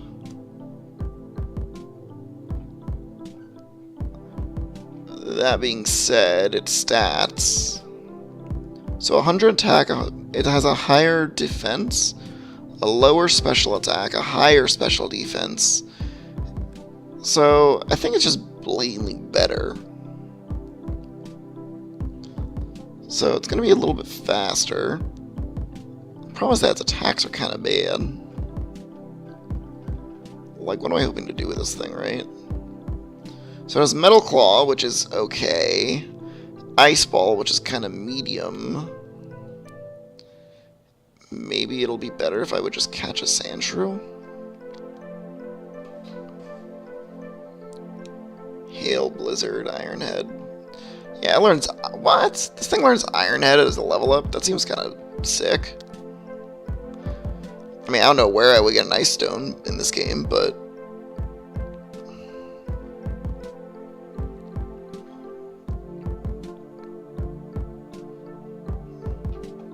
that seems much better.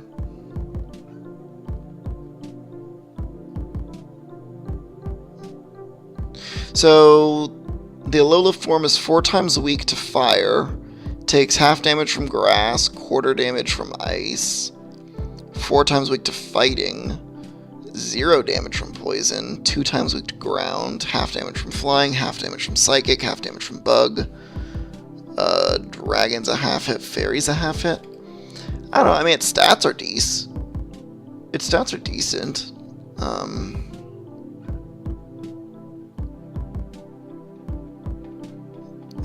Evolved by Stone. I don't know. I'm kind of like... I'm really cool. I'm really happy that we caught it. I don't know that we're going to use it, but just because of its level alone, I think it's worth considering for use later, even though its nature is kind of bad. Alright, so let's see where we're at on our level up plan for Becky. So I think that particular cave's a little bit too rough on her. Because, quite frankly, the things are dealing too much damage. So let's see if we can try up here. Maybe it'll be a little bit easier.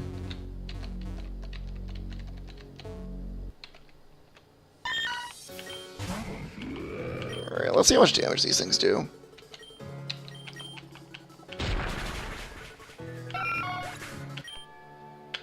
Ugh, so little EXP. Nature power.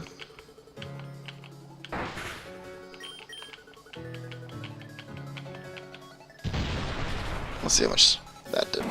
Let's see how much experience that gives us. Okay, alright, I can deal with that. Alright, so for these things I can just like rock smash and kind of blow through it really quickly. With like, for like a couple of XP or whatever, and then for... I can like take down this thing. Ugh. Some mud shot, see how that goes.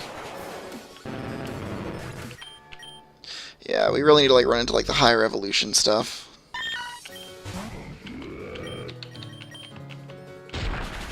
Crunch. I like to imagine I'm just using like the ear hands or whatever to just like crunch it into the ground. Just like flatten it like a pancake.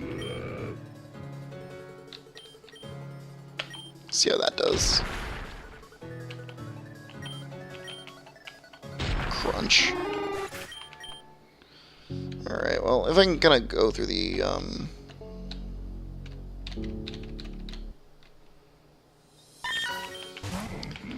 Alright, well, this isn't exactly working out.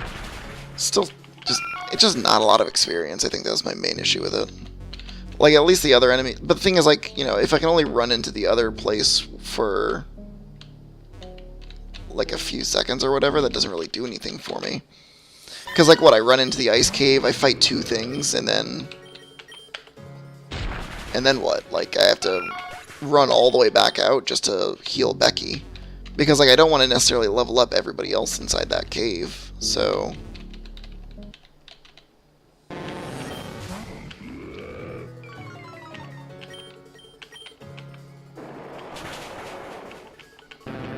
But at least the stuff dies pretty quick, so... I don't know. Kind of medium on it. I'll probably just go until I hit 35. I really do need to get to level 37, though, because I think that dig is going to be pretty critical for my plan against Shade. Like, I think that the fact that Becky basically is going to be pretty immune to what's going on. And actually, I have a question. Do I have any berries to recover from sleep?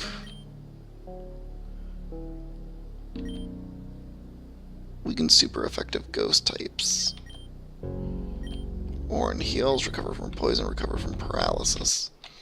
So no, I don't have any berries to heal that way.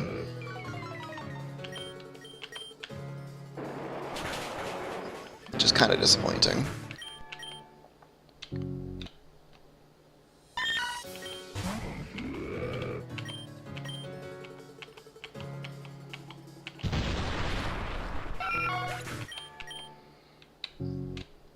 Come on, like a Firo or something? Never.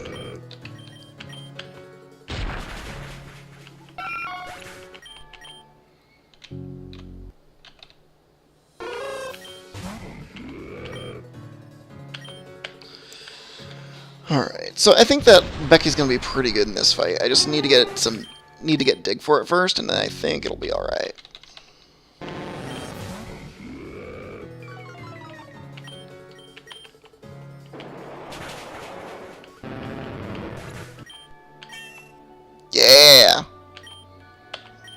Alright, 2 more levels, and should be good to go.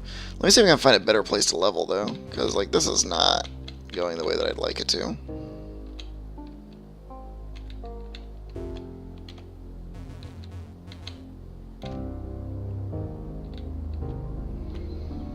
Wonder if this will be any better.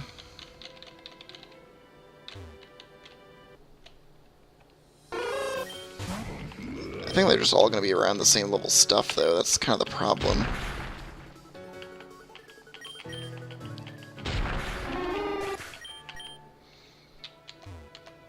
Like, I get... Maybe the power plant is just... I mean, the thing is, like, the power plants... the EVs that the power plant offers are just so bad, though.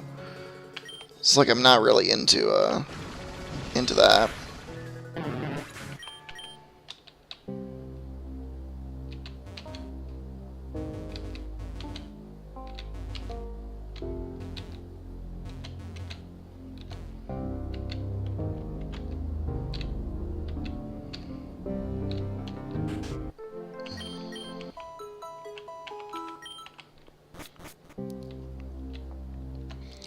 Man, that's kind of tough.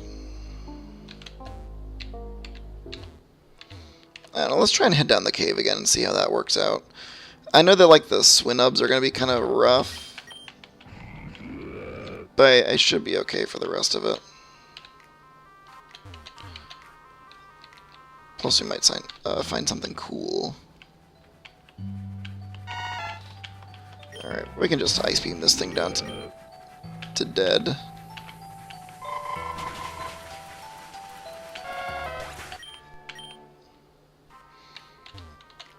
Yeah, I think this will be a little bit faster.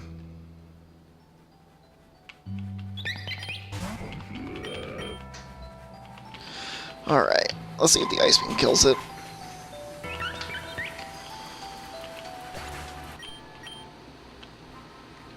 Alright, so... I can't go that way, I don't think, because I think that leads back to the Krogunk. Oh. Oh, it's 4 times weak to that. What if I do... What if I do Mud Shot?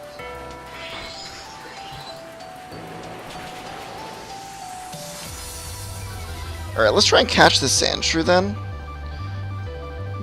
Do I want to catch the Sandshrew version?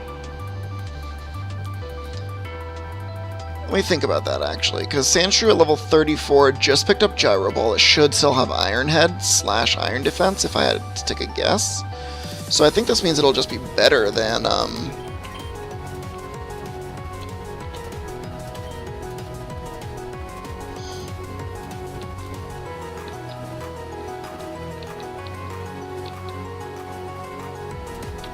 think it'll just be better.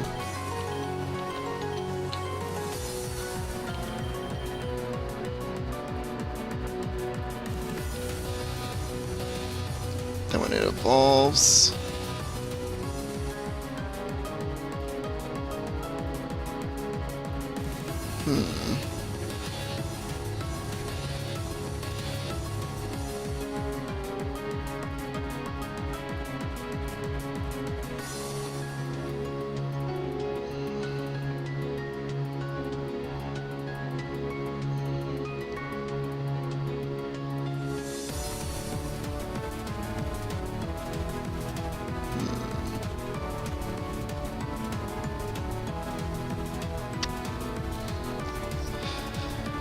Yeah, I think I'm going to,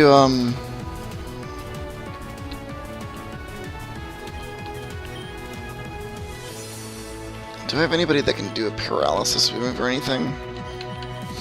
I don't think I do. So in the meantime, I'll just switch in something that can kind of defend against it, and I'll see if I can just bide some time.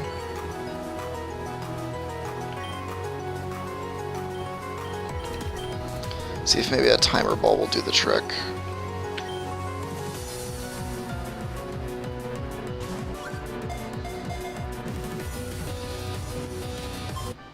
Nice!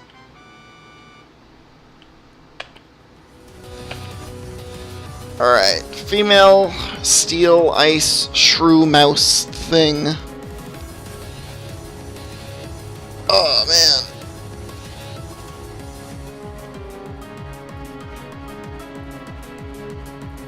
Ice, mouse, steel, steel mice. Some tough choices today.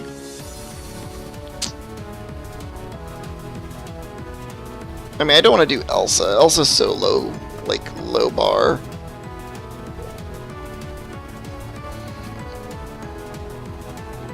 Oh, I think I just thought of...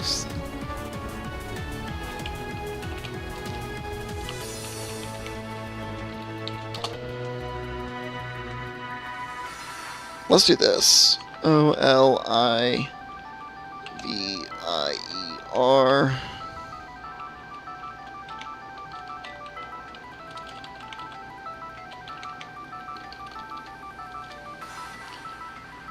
Let's do Olivia. The Steel Wall of Briggs. Hopefully that one has a better nature. It's kind of my hope. Nature power, kill it like the rest. Cool, so hopefully that'll do better. Hopefully the sand shrew will be better. I do have to find an ice stone, which I don't even know if I've ever seen one before, but I imagine it's purchasable.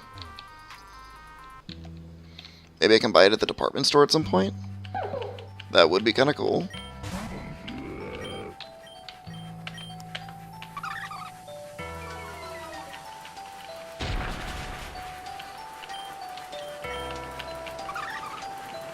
You want to charm me, eh?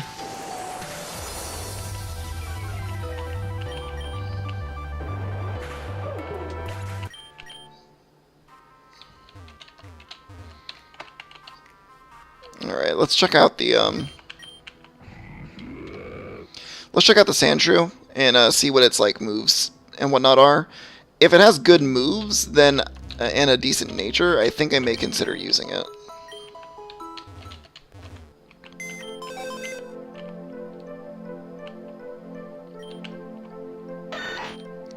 Adamant. Oh yeah, this thing's gonna be great. Adamant's like a perfect nature for it. Its IV suck, but this thing has a really good nature. Ironhead, yeah, that's what I'm talking about. So this is going to be a great Pokemon at some point. In the meantime, we're going to loot... no, Stone Cold's still usable, but its days are numbered. This Olivier here is going to be much stronger in the long term. I'm kind of curious if I can buy those things at the department store, which I haven't actually been back to in a very long time, so I guess maybe it's time to go on a quick shopping trip. Well, I have no money, but I guess maybe because I have no money I shouldn't even bother with it. Alright, let's just rock smash the speed drill.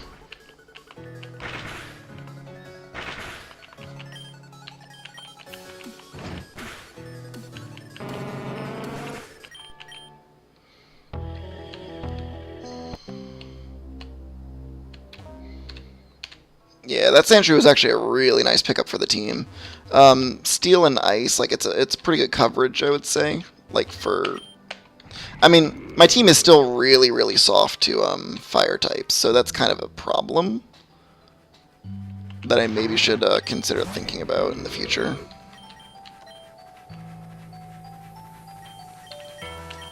I think I'm just gonna run from the Swinubs, because like the Ice Shard does so much damage that I think that's just not even worth like trying to tangle with it, if that makes sense. Because like if I try and do a takedown just to like one-hit KO it, it basically does like half of this thing's HP. So I think as long as I'm able to run away from them, I'm going to.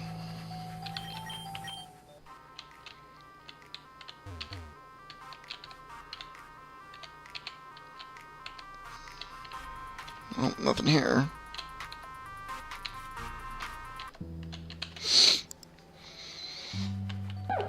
The Cubchews, on the other hand, I think I am going to murder. With extreme prejudice.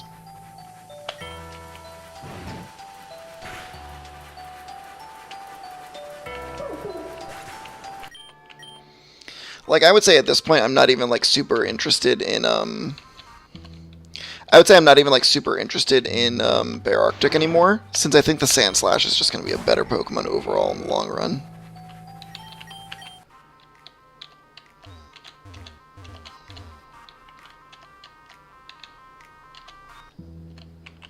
And actually, the fact that it's a Steel type is going to be really good against the Poison Gym afterwards, I believe.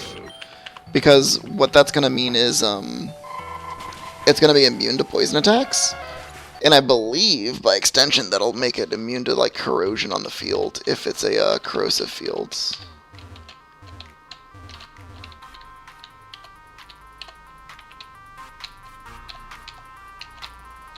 Which I'm a little bit curious.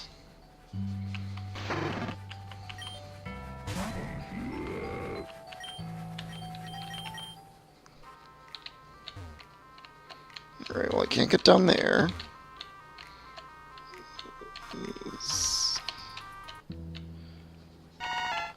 Alright, let's Ice Beam it down. Endure, eh? Roar.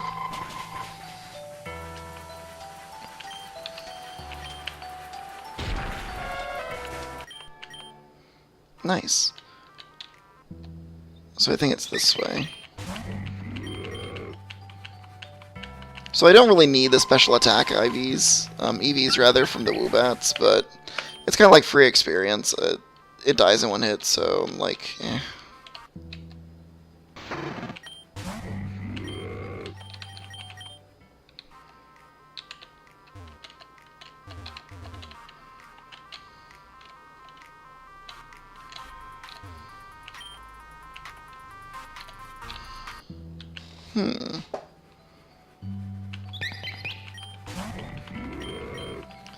Alright. So I think once Becky gets to 37, we're going to go ahead and try the gym challenge once again.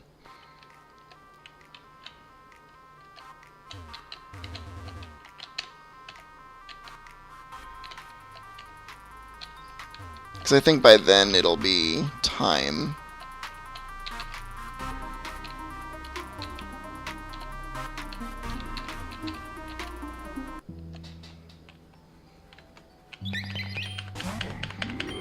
Alright, Becky. Ice Beam it down! Wow, it lived. That's kind of frustrating.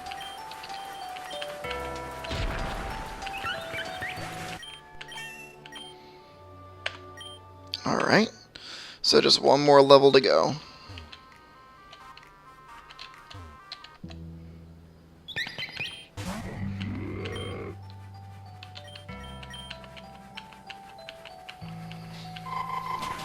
KO. Nice. Shouldn't take too long either.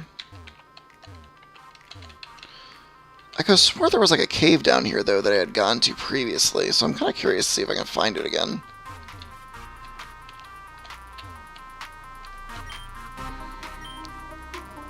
Two-story to break or move. I wonder what those things are.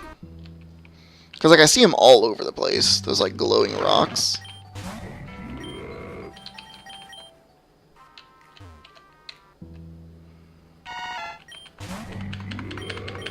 I just want to run to like 1,000,000 Fanvies. I mean, not all at once. That would be awful. That would be terrible, actually. Alright, so...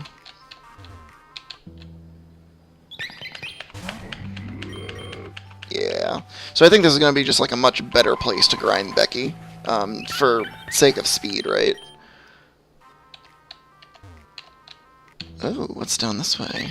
Or did I already come down this way? I'm starting to like lose track of which places I've been to already.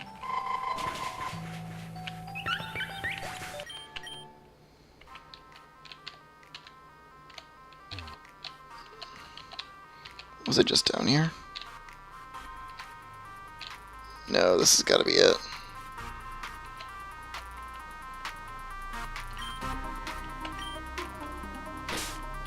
Alright, let's see what we got here.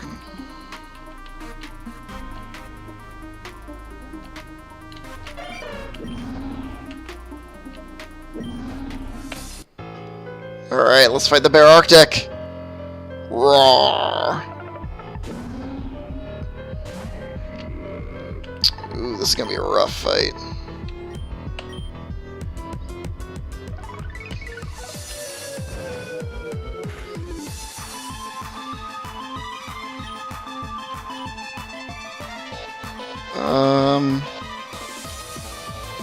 Let's Mudshot it. Oh, that's gonna KO. Wow, okay.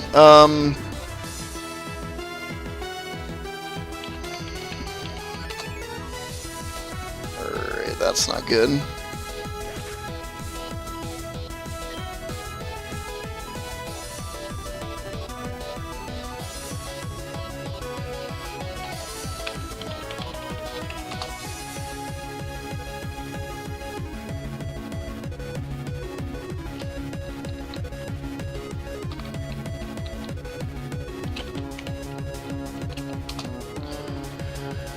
Alright, let's see what this thing's rocking with. It's weak to fighting, weak to fire, weak to rock, weak to steel.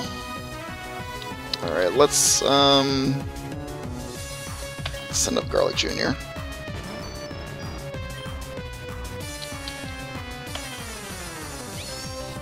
Alright, that's not a big deal.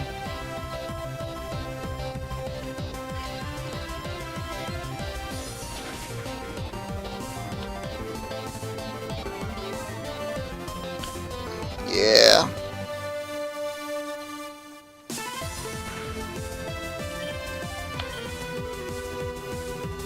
Alright, let's see if Garlic Jr. can survive an attack like that. Wow. Okay, that was rough.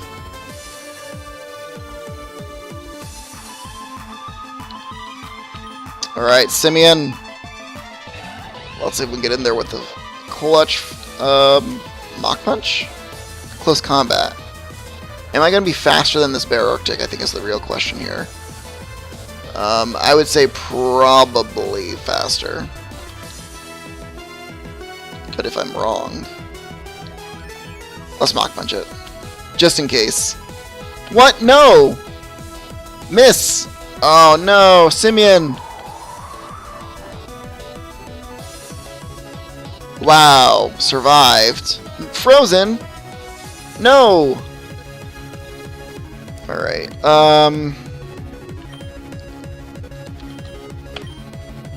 Defrosted by Flame Wheel. Yeah! Fire types. Alright, well that did like no damage.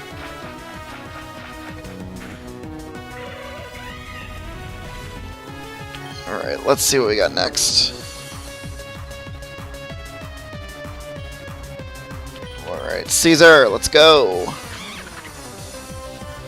Alright, so I'm weak to ice, so that's not good for me. But all my attacks are neutral against it, so... Well, actually, no, I could Rock Smash, which is double damage against it. That's not awful. Is that stronger than a Seed Bomb, though? I think the Seed Bomb's gonna be just stronger, right? Yeah, it's gotta be stronger.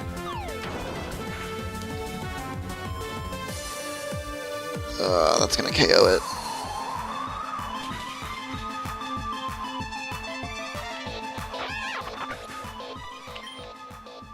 Alright, so it's gonna be down to Dirty Dirty and Rat Trap. Now, luckily, both of these Pokemon have Sucker Punch.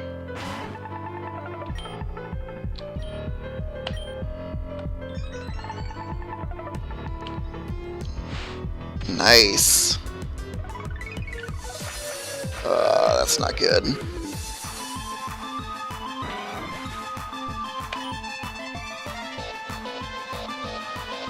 Alright.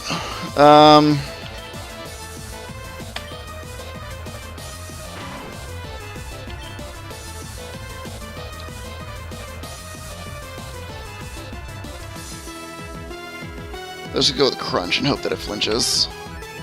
What's faster? Oh no! Oh, that's so bad.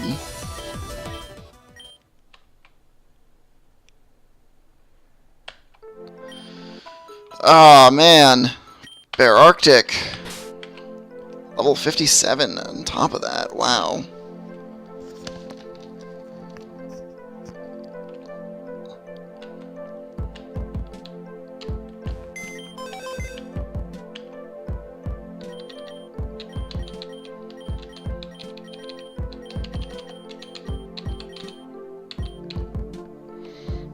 Man, that was kind of rough. I think if I had Asimov, it probably would have been a much faster fight, but I can't use him. He's level 40. And the fire moves just don't do as much. So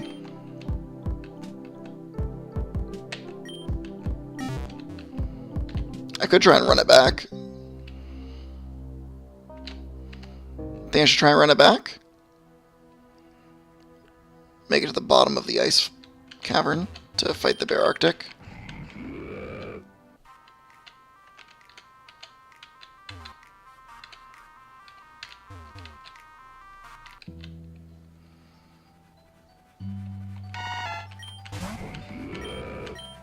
I think I'll come back another time to try and take it down. I will probably finish leveling Becky though, just for the sake. Although I suppose now wouldn't be a terrible time to try and fight the Ninetales, now that I'm thinking about it. Yeah, sure, let's try and fight Ninetales. Last time we had to battle that thing, it was like level 40, right?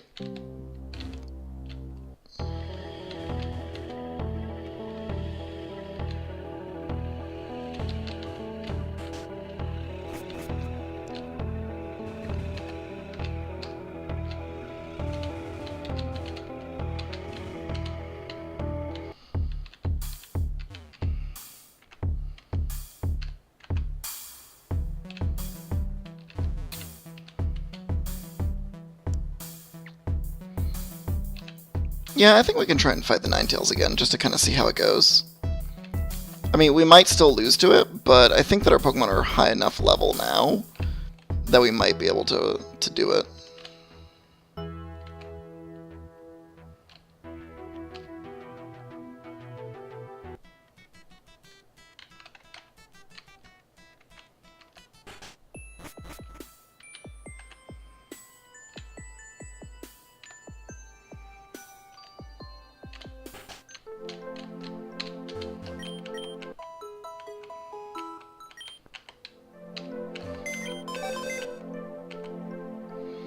Alright, if we're gonna fight that Ninetales, I'm kinda not into using Simisage. Simisage is good, but not against that thing.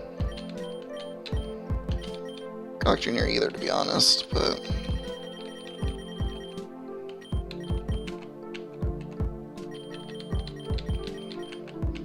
let's swap back in Seaking. Alright,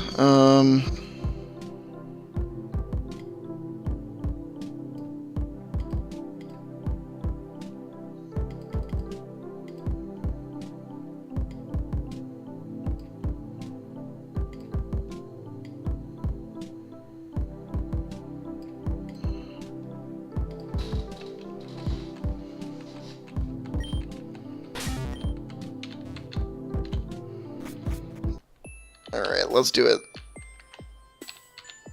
Let's fight these damn magma trainers on their own turf.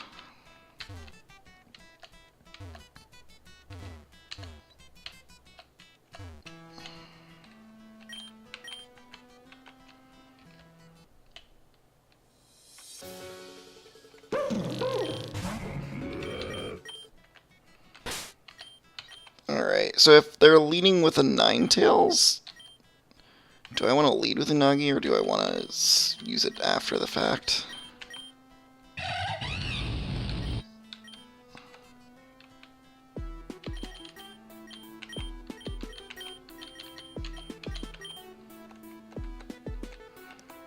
Let's lead with Simeon.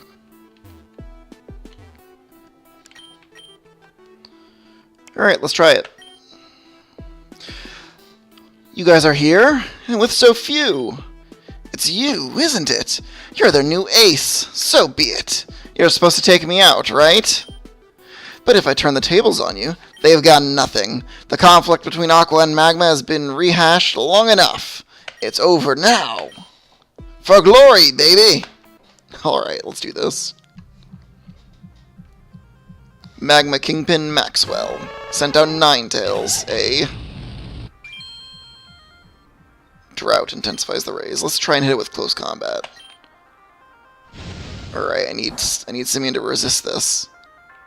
Alright. Yeah. Alright.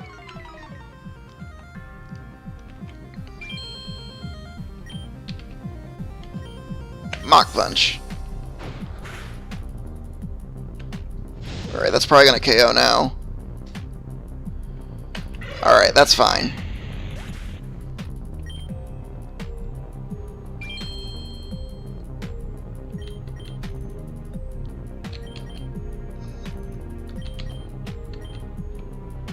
Alright, let's send up Unagi.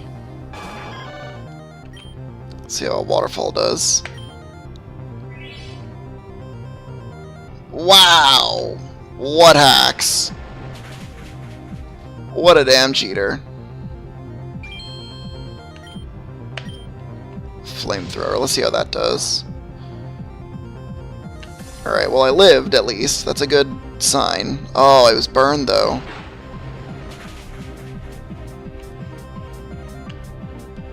Wow, that was a critical, but the burn made it so that I dealt less damage. Alright, let's try again. Miss? No such luck. Alright. I can take down this Ninetales, though. I'm pretty confident I can do that. The sunlight faded. Good, that's what I needed. Let's send up Dirty Dirty.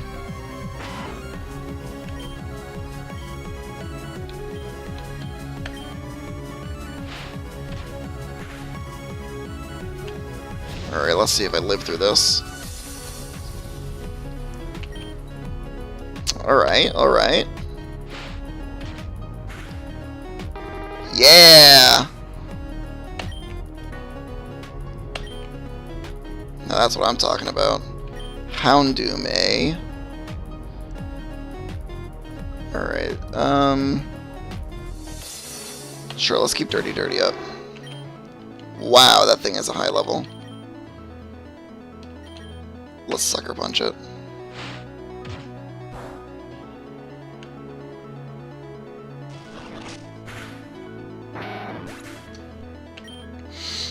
Okay.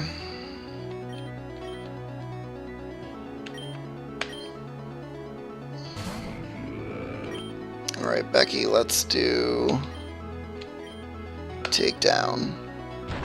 Live. Live. Yeah.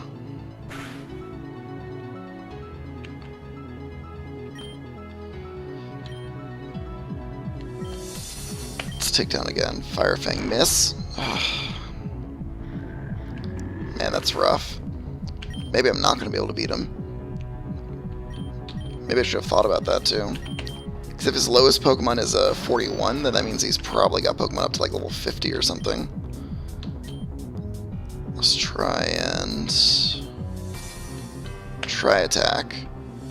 Alright, live, Garlic Jr. Ugh. Man, I'm just getting trounced all over the place. Alright, Rat Trap. I got faith.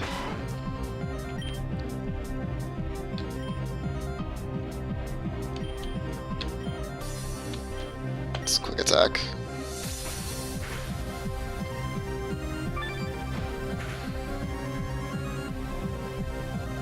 Wow, I lived? Shocked. What a cheater.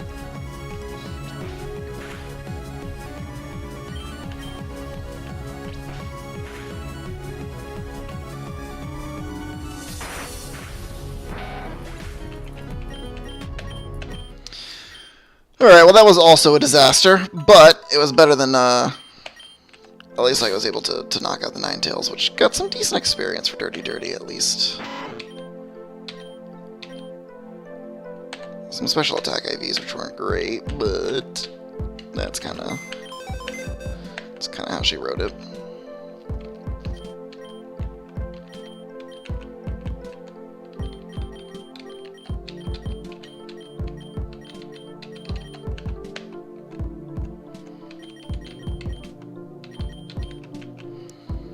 All right, let's swap back.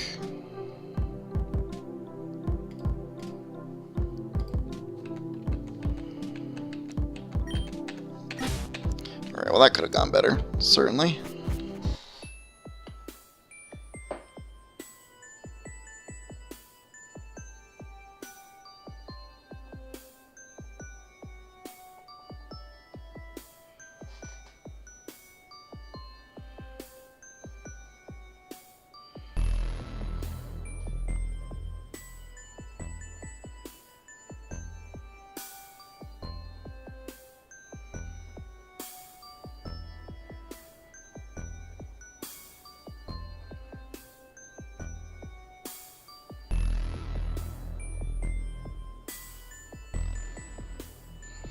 Alright.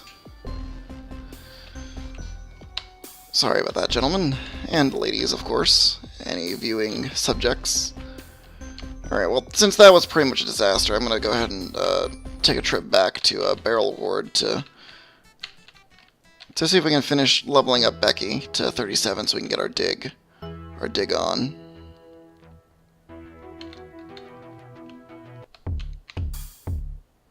I wonder if there's still that trainer inside that Poké Center. Because if there is, then I might have a way to get some money. And if I can get some money, that means I can get a common candy.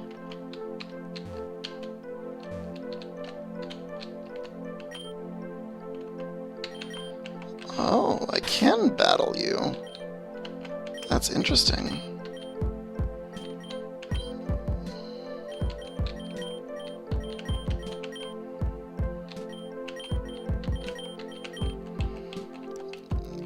It's not going to be very much experience, but it's money, and that's important. Oh, they're higher level now. That's interesting.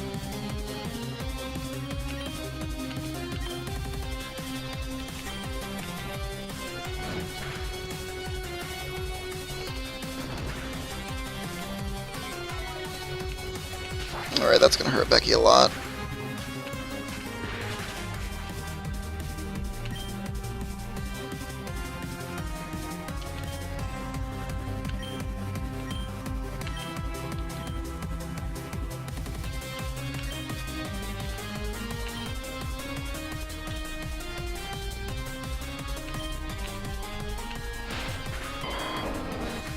Alright.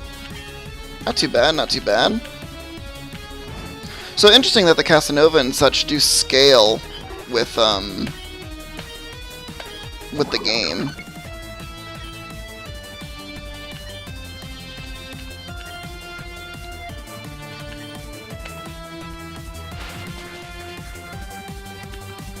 So that means actually these are a pretty like decent source of experience as well.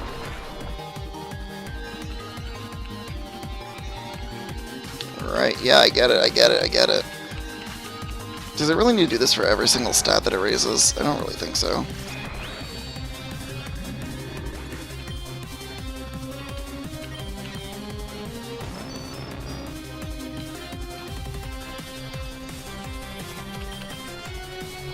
Alright.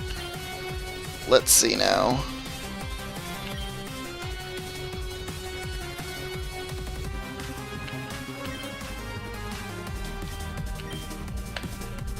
Sucker Punch. Boom. And goes down.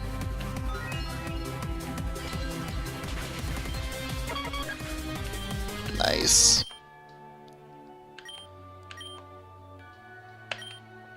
Hey, 1,000 Pokebucks. That's actually really good. And that means that things are not nearly as dire as I thought they would be. Okay, so thinking about it, do we want to use Asimov? If I buy a common candy, do I want to use Asimov?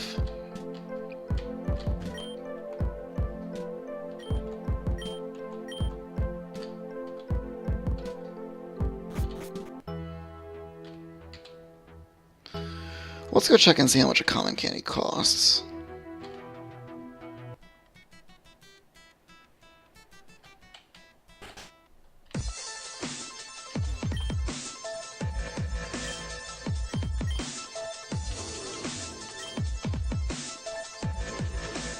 Oh, sweet. Only 300.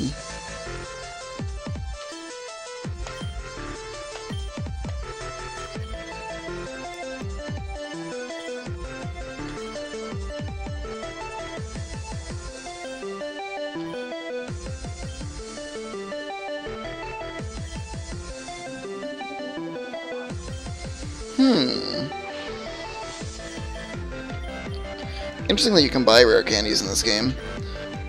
So cotton candy's 5k. What's a whipped dream do? Oh, I think that's an evolve item or something.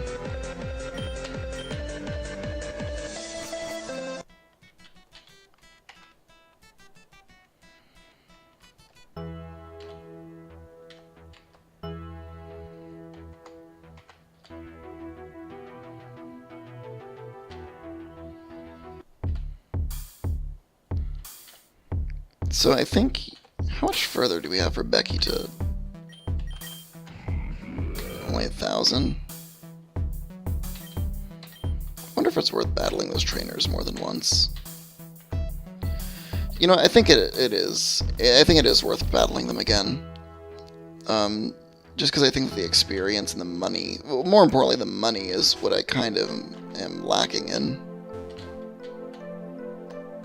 Although I think that we can switch in Simeon though for the first part of that. All right, let's do it.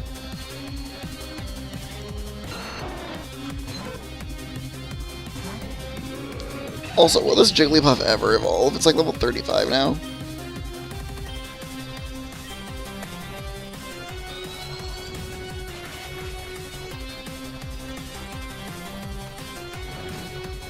That should kill it.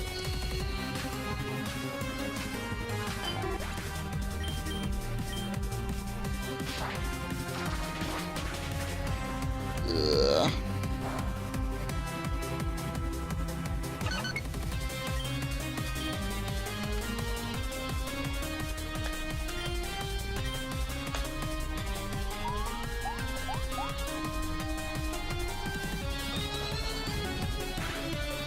That's really annoying. That means that Razor Leaf's gonna KO now. All I want to do is level up this damn Diggersby.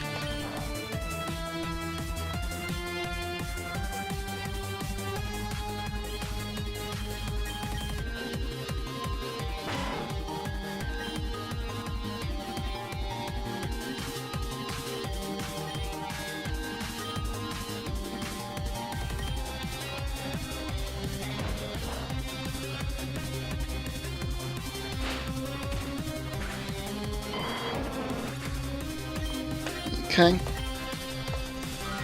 Alright, so the Togetic's gonna go down. We'll be able to crunch away the Duosion. And we'll Mach Punch this Togetic.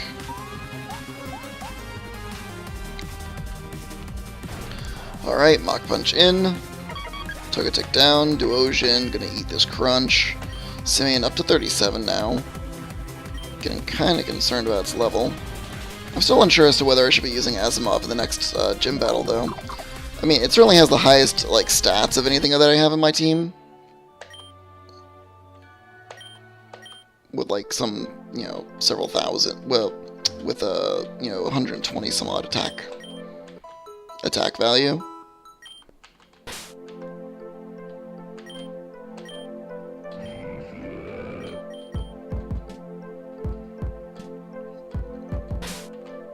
What if I do it this way?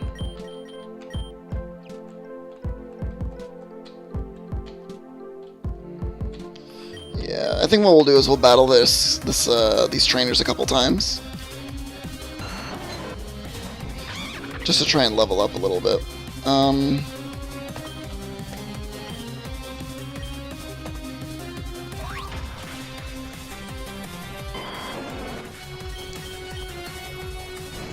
should make this fight go a bit smoother. Yeah. Alright, let's drop Mudshot. Mudshot's pretty bad.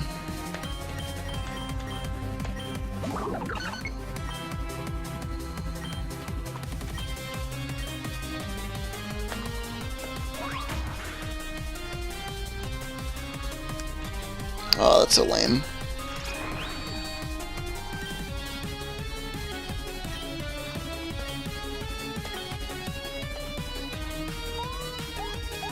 Alright, acrobatics. Dig.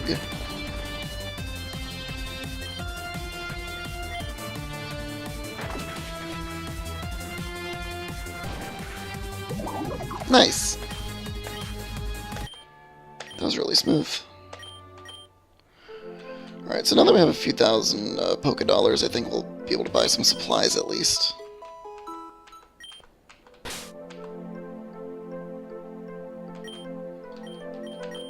And now that we have Dig, that makes things a lot easier for us if we want to try and continue to fight inside the ice tunnel.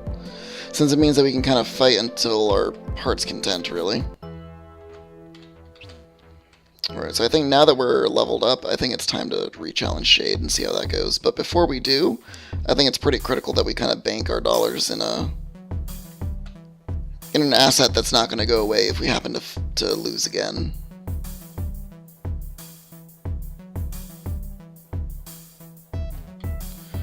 Alright, I have to make this turn up down here, rather. See, like, as long as I've been playing this game, I still get lost inside Reborn City.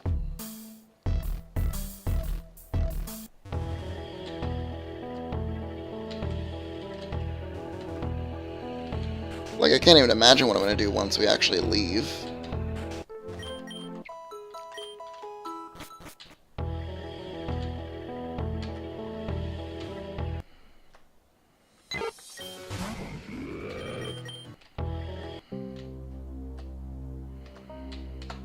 Let me heal just in case.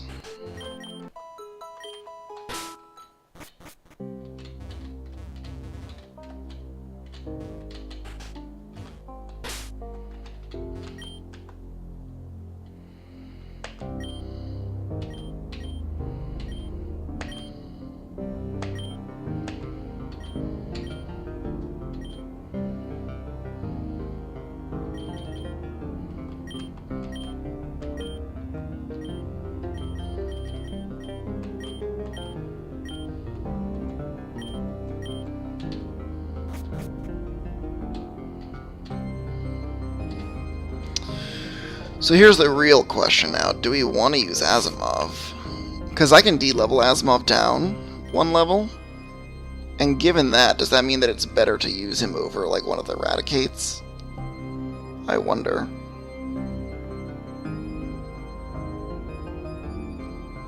I think we'll try it like this. And if it,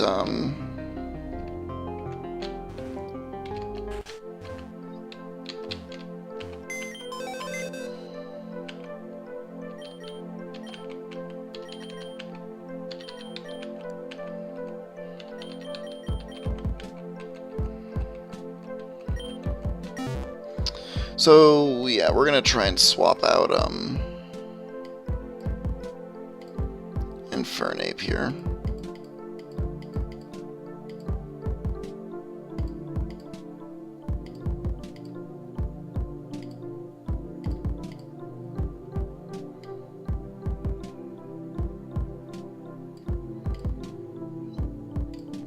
All right.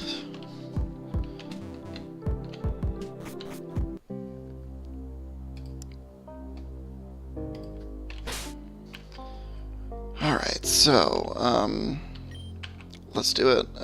Let's use our common candy.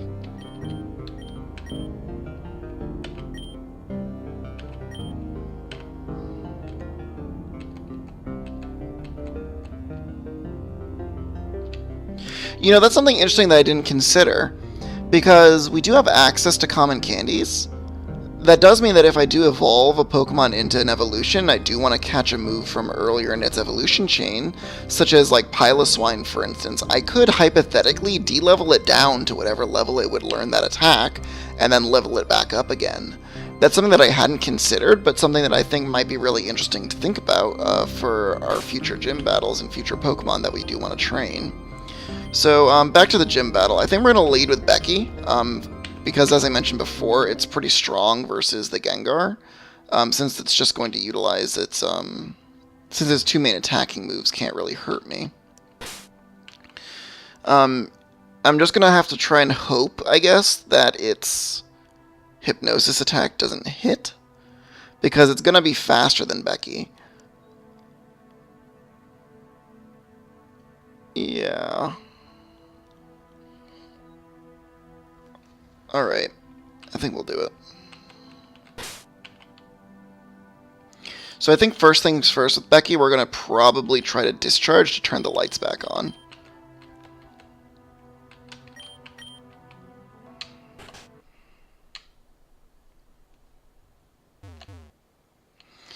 Alright, Shade, let's do this.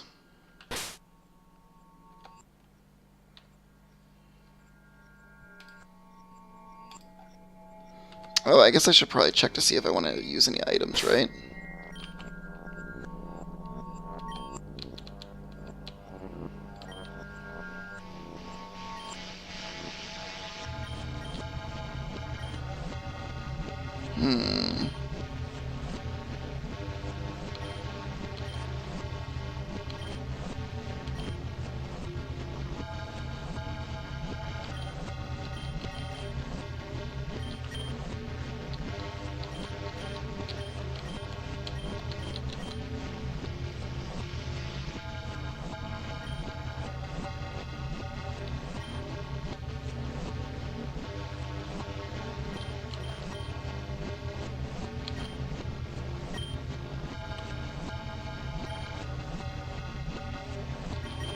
Actually, let's give...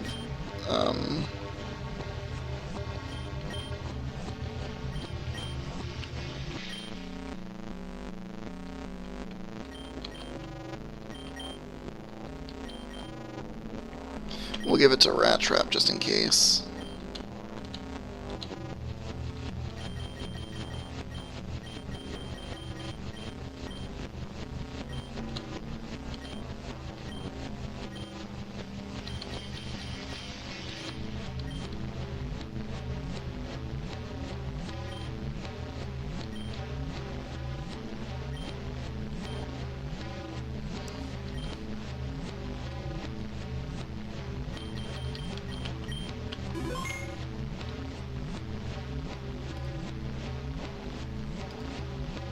Alright, let's do it. Abyss is unrelenting.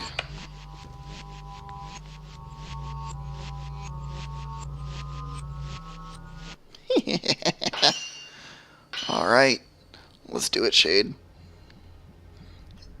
Entity Shade would like to battle Corey the Gengar. Alright, so I think plan A is going to be Nature Power for Discharge. Hypnosis, okay.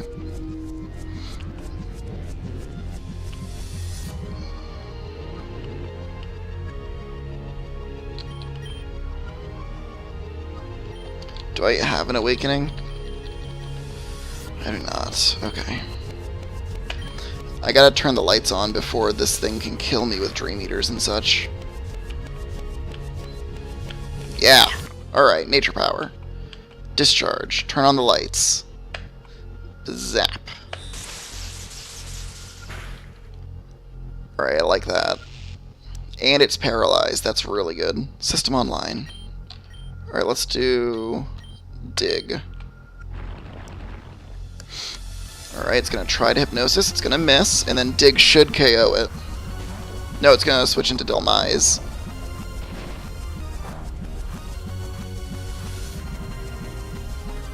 Okay.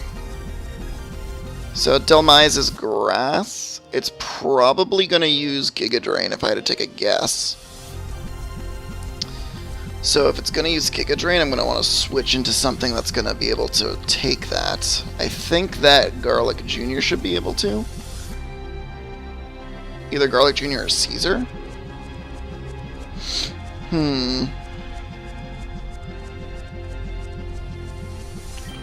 Garlic Jr. should be able to take a hit from that thing. What? It did Brick Break. Oh, man.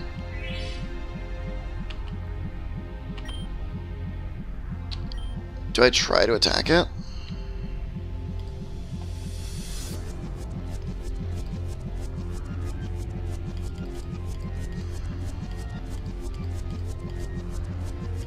Oh, man.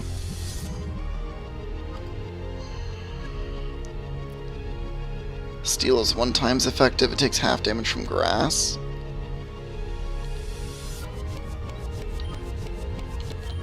I'm gonna try to Mirror Shot, I guess. Maybe it can miss. Lower its accuracy at least. Brick Break miss. Yeah! Alright, so I think that means that I try and Flash Cannon it to try and KO. Alright.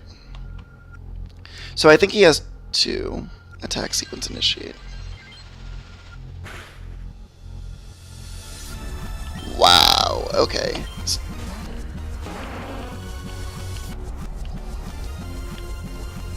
Why does Flash Can deal so much damage? I don't know, but I'm not arguing with it. Holy cow.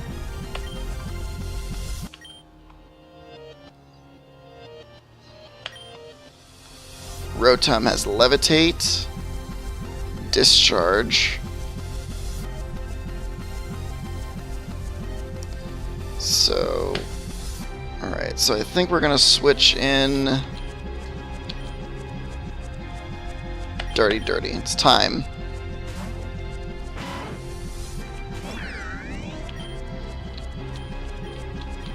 Let's try and Sucker Punch it.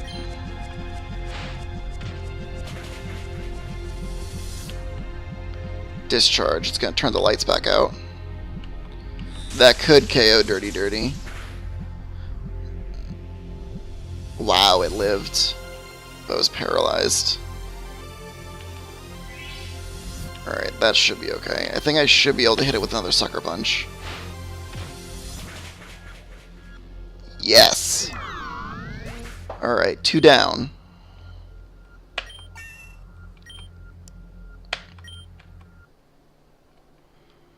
Banette. Banette is just a straight ghost type. It has like Destiny Bond, Dazzling Gleam, Shadow Claw. No, I'm gonna keep Dirty Dirty in for this. I'm just gonna try and get as many Sucker Punches out as possible.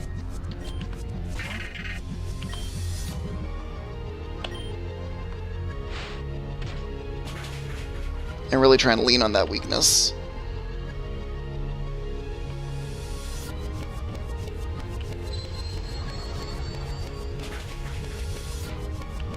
Oh, it's super effective, is it? That's interesting. Alright, let's try and set up Rat Trap then, try and really take advantage of that Sucker Punch. Alright, let's try Sucker Punch. Alright, and Banette down. Alright, so that's halfway through the gym battle. Shouldn't be much longer now. Alright. And Rat Trap up to 36. Perfect. Doublade. Doublade, Doublade, Doublade. What do I want to send in against that thing?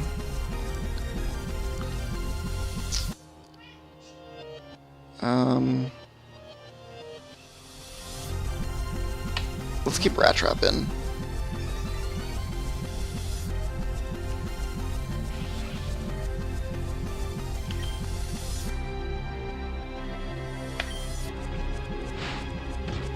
Alright, Sucker Punch.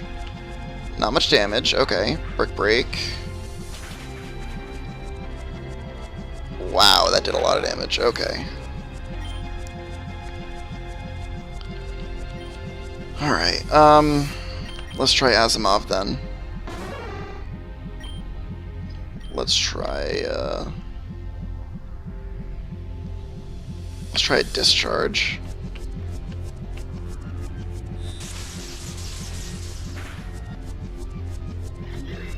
Nice.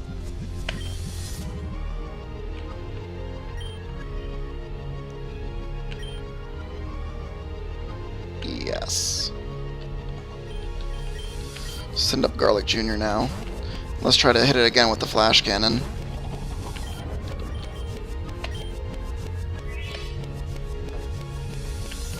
Alright, flash cannon. Attack sequence initiates.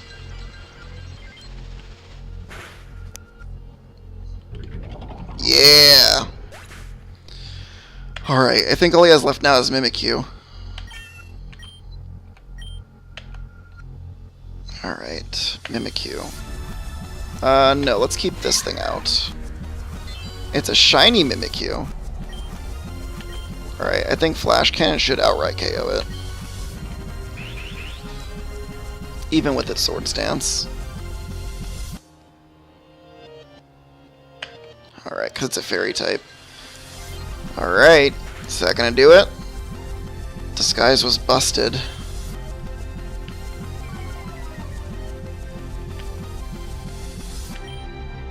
Let's try again. Survive! That's not good.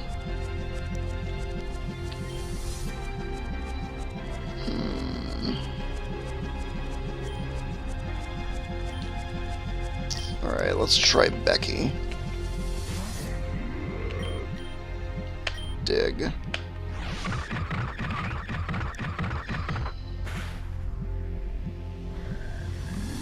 Oh, that's not good. Is this Mimikyu gonna take me down? Alright, Caesar.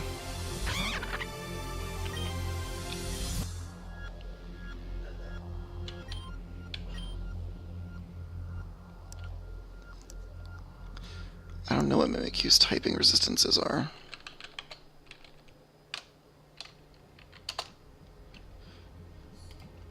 Let me figure this out. Hold on. This typing's actually really good, so it's weak to Ghost and Steel only. But it doesn't resist Grass. Takes no damage from Dragon. Alright, so I think Seed Bomb's gonna be more damaging then.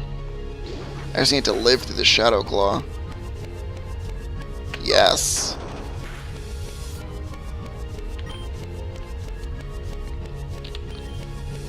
Alright, Bite.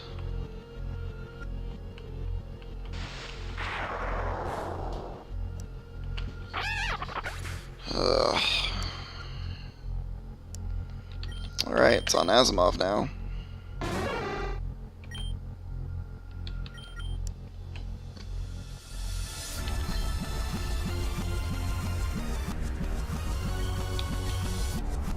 Alright, let's try Discharge.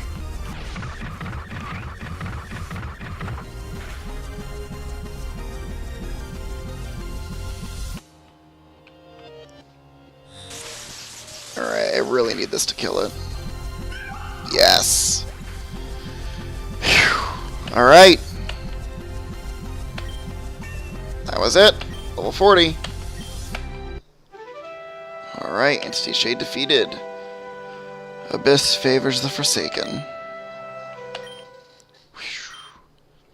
Omen Badge. Yours. Alright, Omen Badge in. Level 45 obeys now. Enables Flash. And TM65 Shadow Claw. Power. Activate. Observe.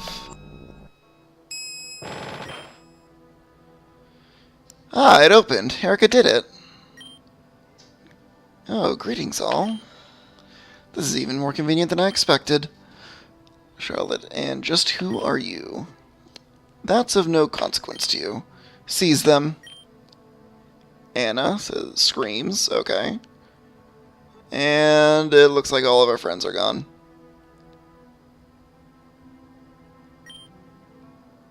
Shoot, Nidoking. Use Earthquake now.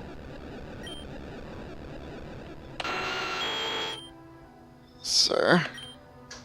Let him go. He's not part of our deal. We've got everything we need. Exactly what the doctor ordered. So dying souls offer the keys to your gain.